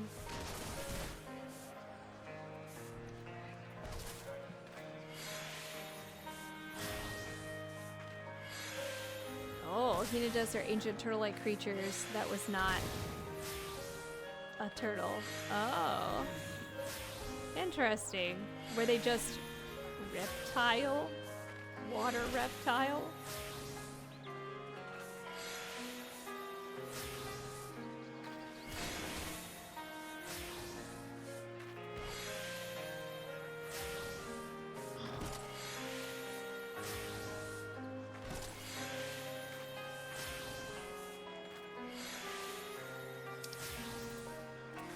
It's a bittersweet bit of fun seeing them now. The storms will never rage like they did. There isn't enough ocean to feed them, but somehow something old in these creatures remembers. I have to wonder then, come another 100 years, 100 more after that, if Eden will have given us back the sea. If so many years, some little hatchlings will know to swim to shore.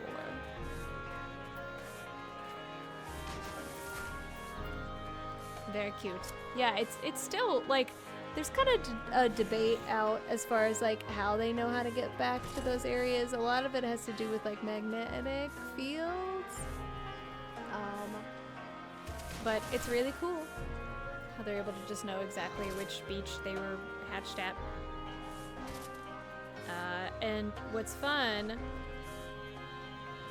well, enough of that. Any questions? Ardbert, how do you pronounce Gooby?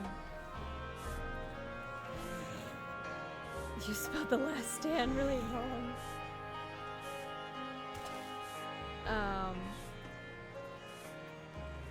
It is interesting. So with sea turtles, fun sea turtle fact time.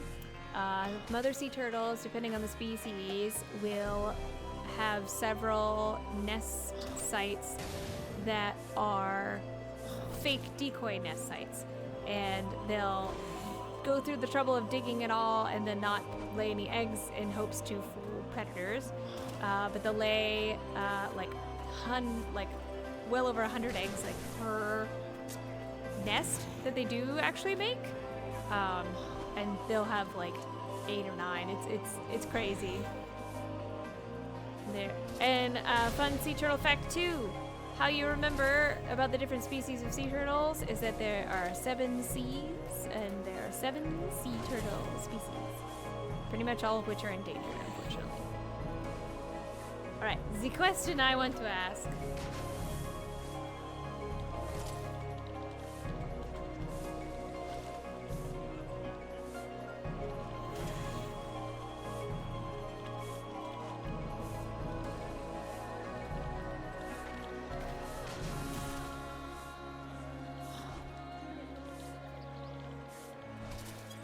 Okay, let's see what questions we got. So, oh, mini questions.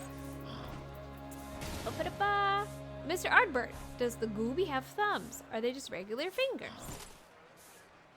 How peculiar that the mustache's body can stretch.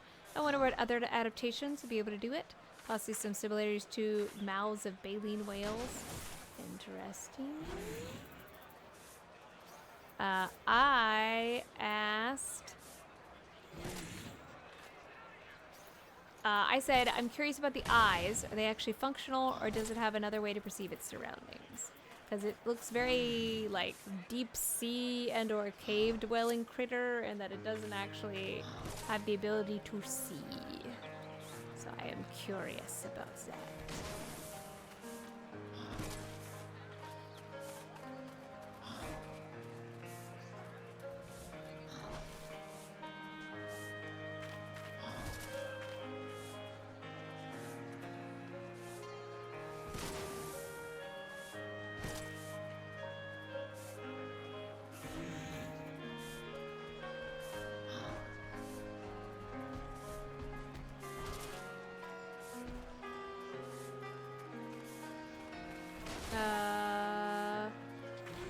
How are goobies born is a question. How do they grow vegetation on the top of their heads?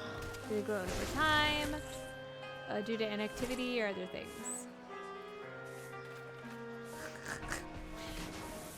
Offhanded comment. Of course you're blue robot and have pronouns.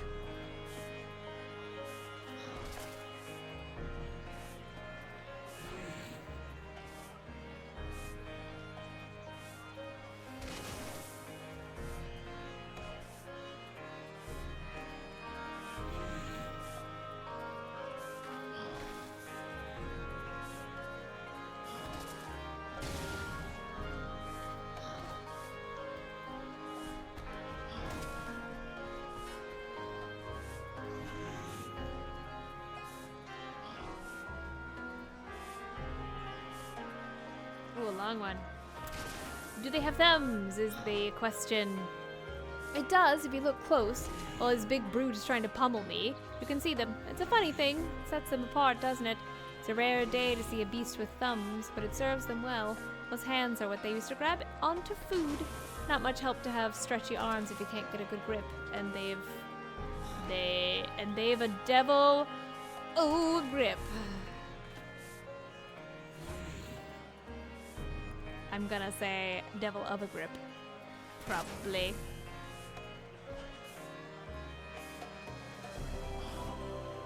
There's a gooby over there. See it?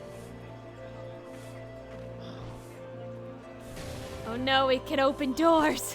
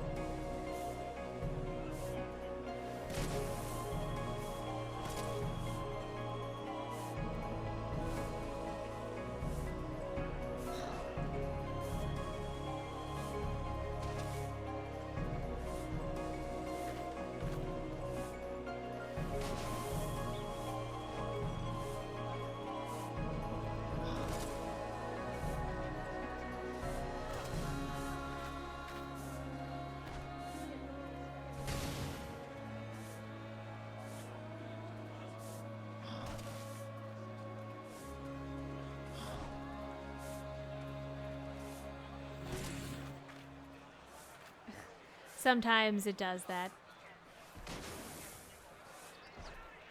The question marks are fun, though. Why the pancake? I didn't see that question. Why the pancake butt? Well, why do any of you have a rear shaped like that? It's all just muscle. That's the muscle that keeps your legs moving to stay upright. Big beasts like this have a whole lot of weight to keep upright. If you were the size of a mustache, don't think you'd look any different. Interesting.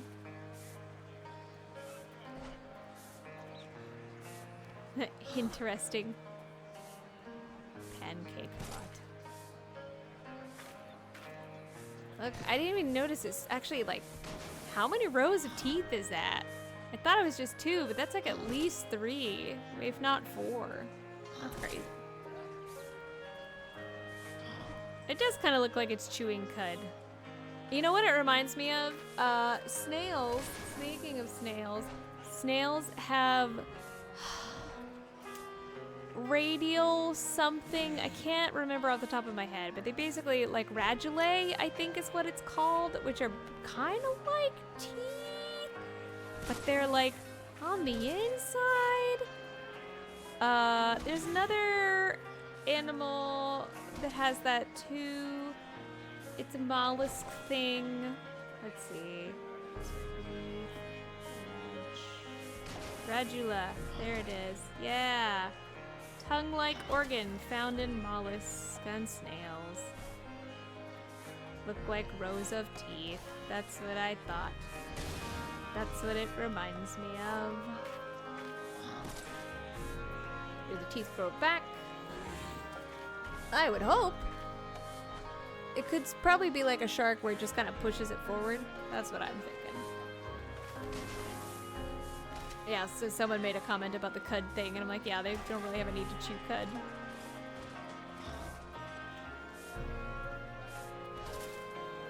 But it could tear and mash, like I said, like the radulae. Ooh, symbiotic relationship with other critters living on their skin like sloths. I kind of mentioned that at the top of the hour.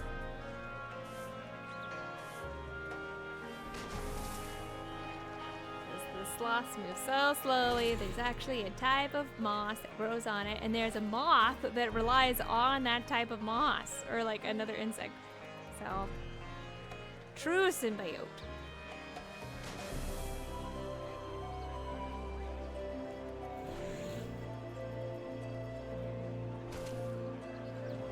So they asked, are their eyes, oh, that's me! Are their eyes functional? They are eye, but not terribly. You notice the hard sheen on them then. It's a protective lens, a hard shell a bit like you see over reptiles' eyes before they shed. These beasts spend so much time lying down in the sand, their eyes have been wrecked by grit and blasted sunlight without protection. Can't see well, so they're used feeling instead.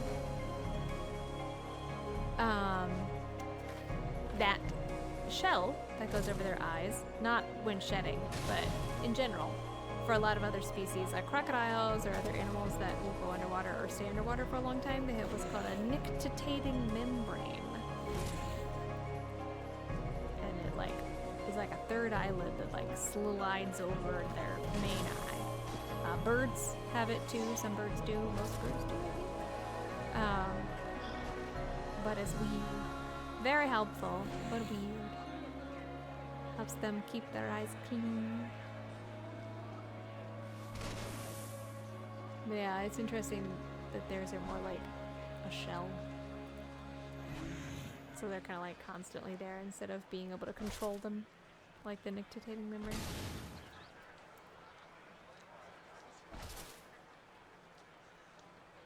Oh, Nova.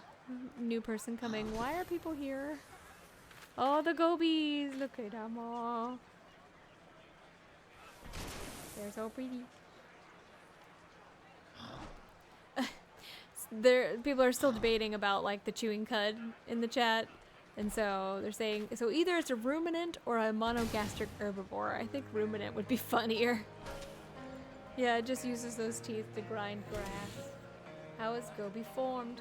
Well, a bit like any other animal, they don't lay eggs, if that's what you're wondering. Do you not Oh, this isn't what I'm prepared to answer today. Ask your scions. Ask your scions.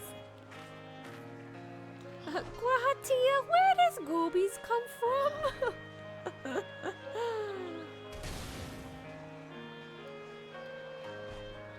Ishto. It's like, don't bother me. Urianje. Someone ask drunk Urianje. I'm sure he'll answer. Yeah, there you go. Urianje's here. He could tell us. Thankard giving the wall the talk. Tell thee what, says drunk Urianje. Oh no.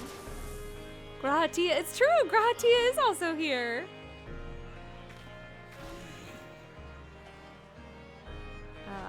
I've heard of tamed goobies in the source.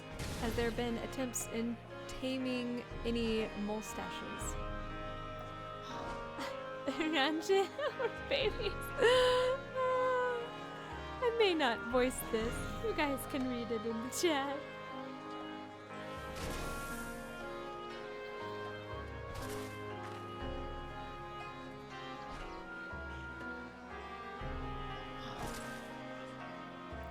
Everybody knows people hatch from eggs. Shake my head.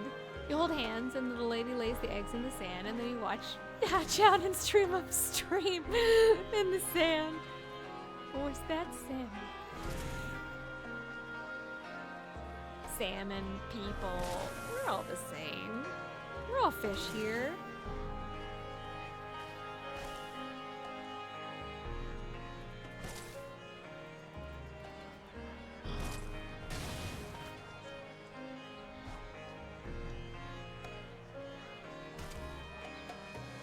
Lullafels certainly grow from roots in the soil, though, because they are patapapapatos.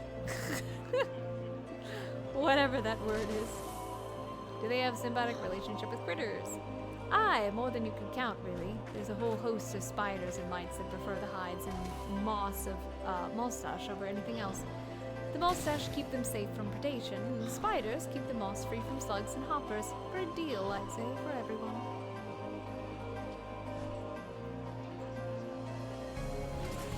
It's nice when the parasites help you.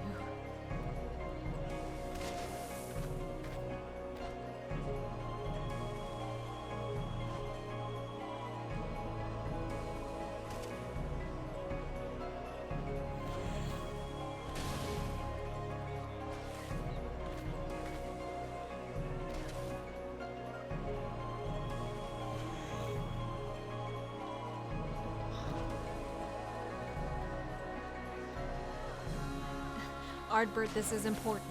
What is your opinion on the Colusian and blue crab?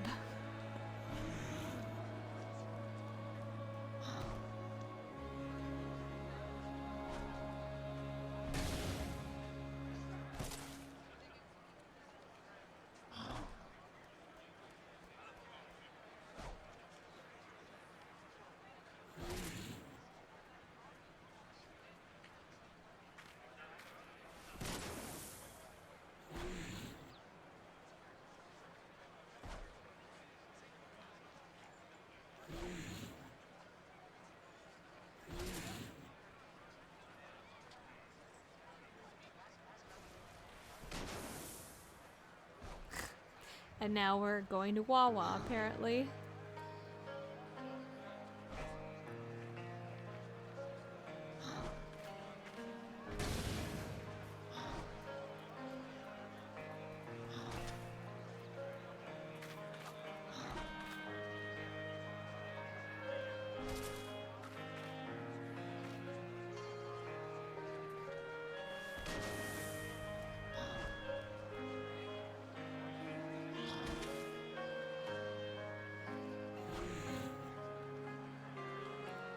Asked, have they been tamed?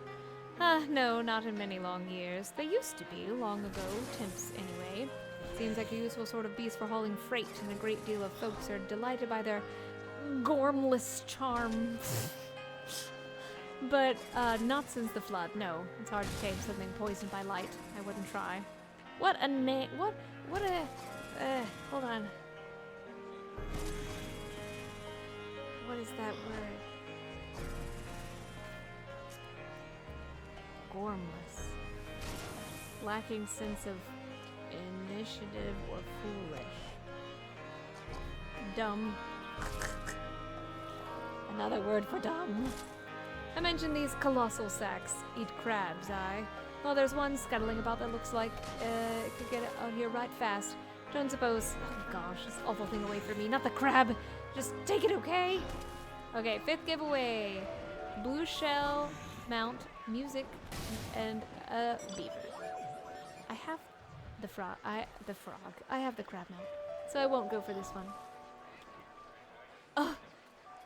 There's an army! What an interesting spectrum. It's very cute.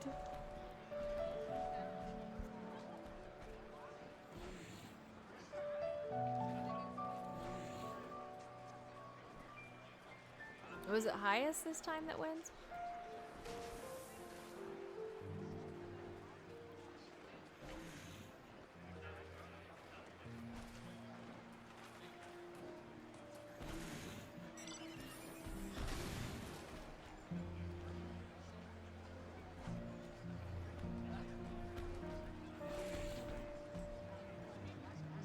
Look at them all. They're so gooby.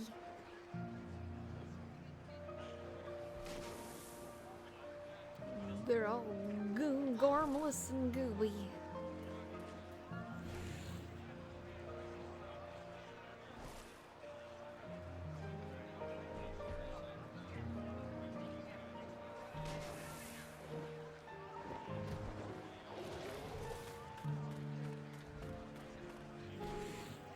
Yay, transgender!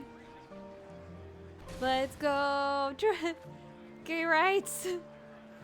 Yay for transgender! Let's go! Yeah, trans rights! RNG says trans rights. All hail transgender.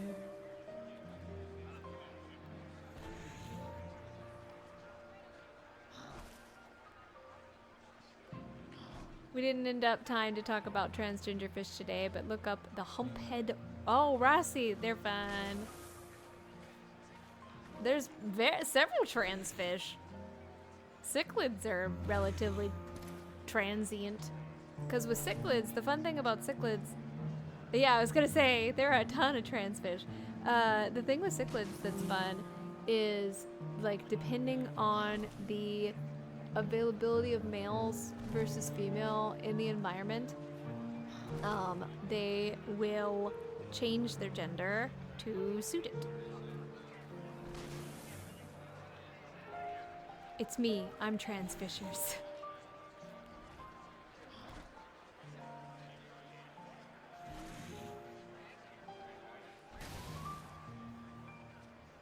Alright, I think we have... Yeah, we have one more stop. 10 minutos. Almost sleep time. I'm running on 3.5 hours. We got this. Alright, here's the thing about the ecosystem like this. It's a quiet, fragile thing. Doesn't have a whole lot of big predators left, really, which means when something moves in, it can throw off everything. That's the case with this enormous cracklaw. Came in from the Tempest. Take it. You'll do everyone a favor. Our last giveaway of the night. Oh, I want beaver. I wish for beaver. I just want the beaver. I did not win the beaver. No beaver for me.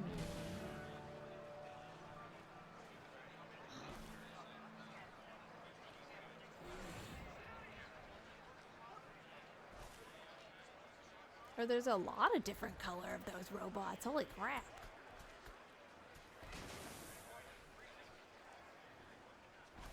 Oh, an 8. That's gotta be hard to beat. You can almost say they ate.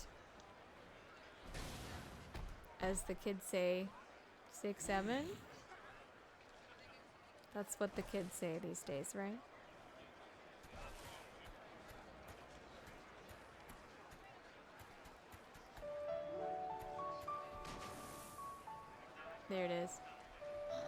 There's still time for like a 6 or a 7.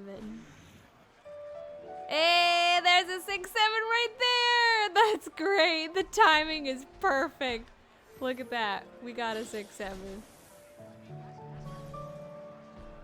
There it is. That timing. The universe said yes.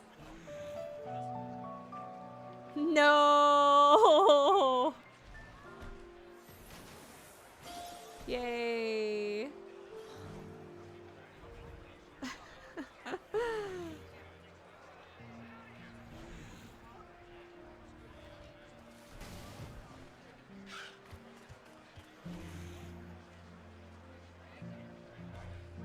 There is the closing statement stop. As per the typical nature art party.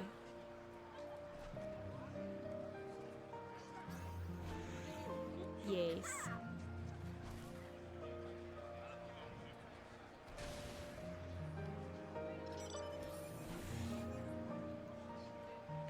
Ardbert says something philosophical and lovely, and everyone cheers.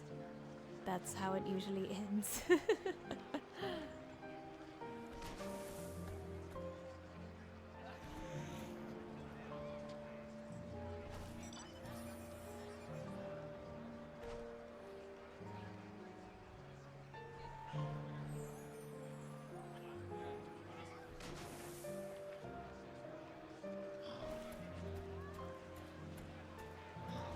Aww. Yay. Fishfest. God, those wings. I'm sorry. I'm distracted. I know I said that we have had our last stop, but I admit, one last place to show you. Oh, you all knew this was coming. Come on, back to where it all began.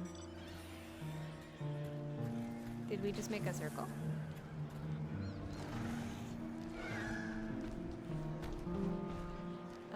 Eighth right, traveling back to right. Okay.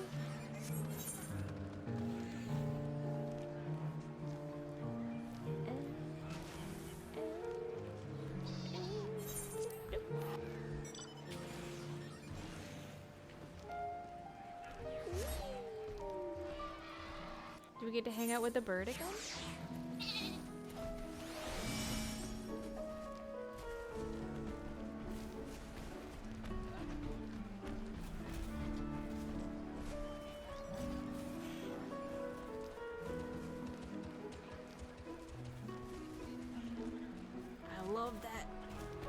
That's another. I want to do that raid too when it's not as hard.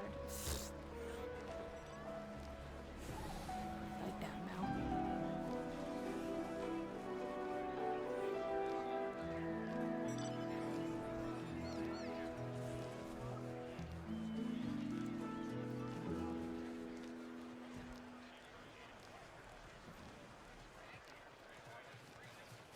Cool airship.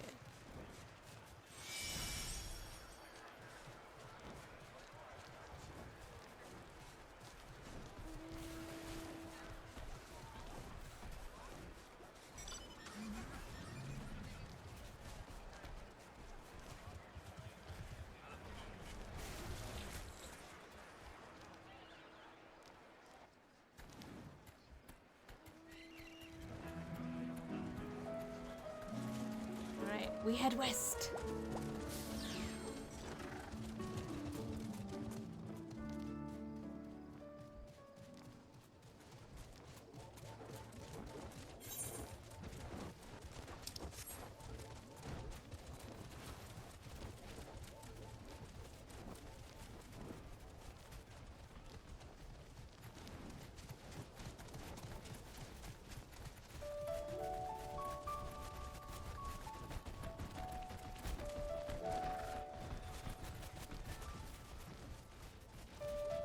This is a nice little spot.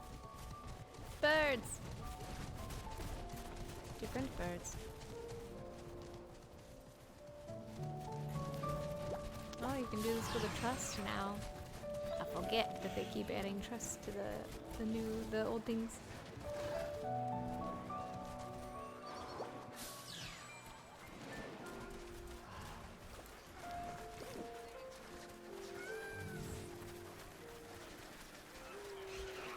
time to focus on Ardbert.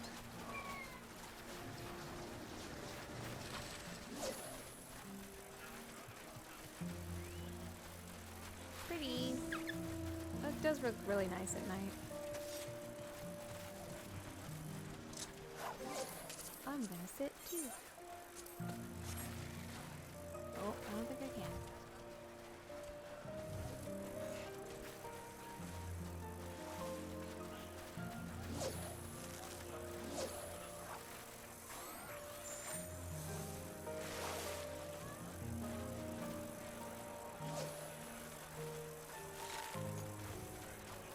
Alright, this is where we can stop. Take a moment to settle in. Let me tell you a story. Bedtime with Ardbert.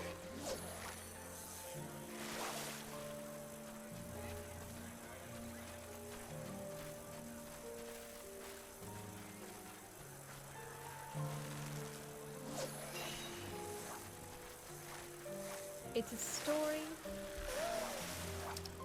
of a lonely child. The only child born on an island so small, the local priests had to learn to be a teacher to make up for lack of schools. A child of absent soldiers raised on stories of how when family dies, they return as sharks. A child that combed the beaches and watched the hammerheads bask in the heat of the sun.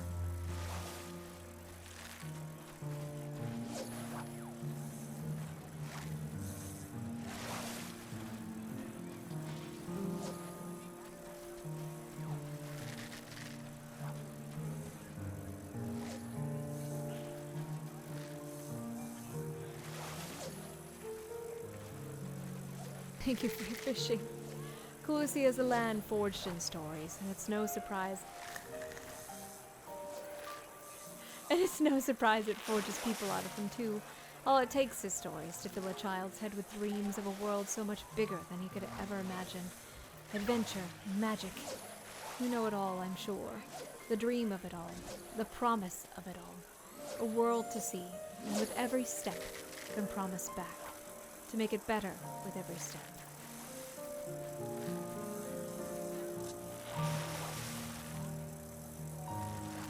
Fishing in the background. I didn't even see what you caught. That's the thing about stories.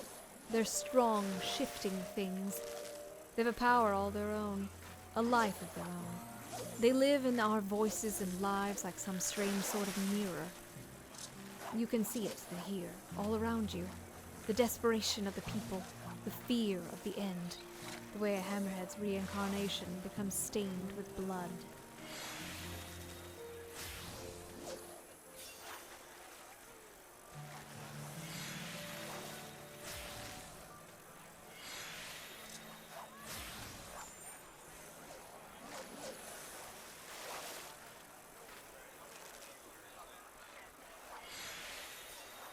But, well, there's an invisible side to it, isn't there? There can't be stories without voices to share them. There can't be folklore without the folks who came back together over and over to tell their tales. In their darkest hour, the people told stories. Grim ones, aye, but stories still. They breathe, they change, they'll change again.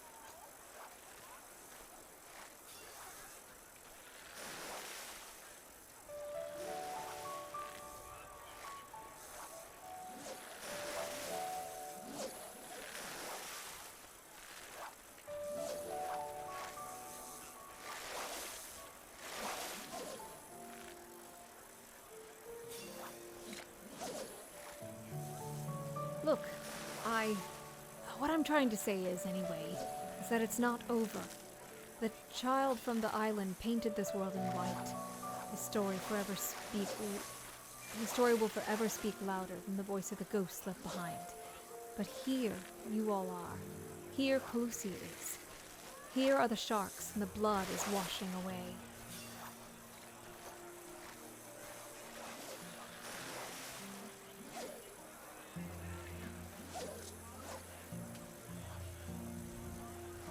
Last time I asked you all to promise me something. I'm going to ask you again. Next time I'll ask it again and again. Be there. The next time the story shifts, be there. Be there so the next voice tells it kinder.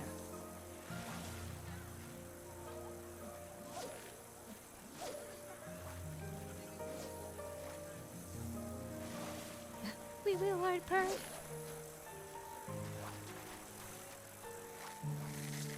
Breathe the air. Feel the wind. It's nice, isn't it? How it makes the whole world feel real, like you're here, despite it all. So sit for a while. Close your eyes. Let the world tell you its story.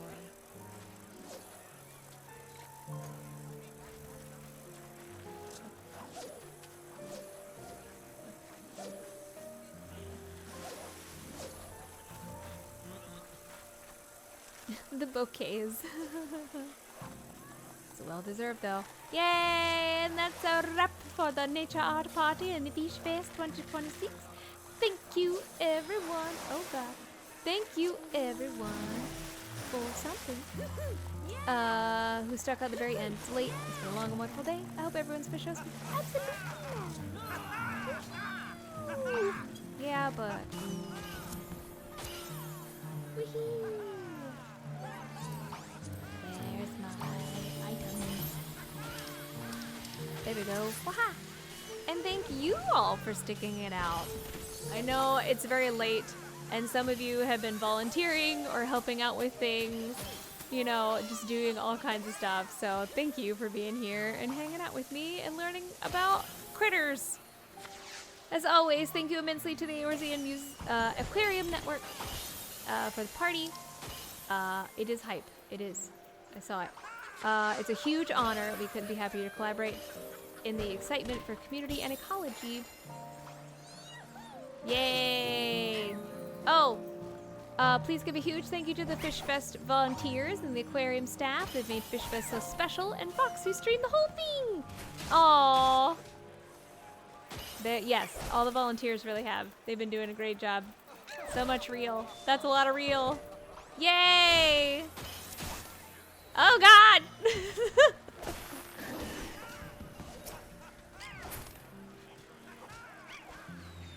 Thank you everybody for doing the best, doing the most.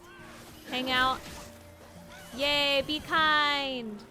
Be kind, be there. On behalf of the Eorzean Museum Network, and thank you for coming. Thank you all who volunteered at the events. Thank you, Ardbert, for making us notice little things and give us emotions. And thank you for the attendees. Woohoo!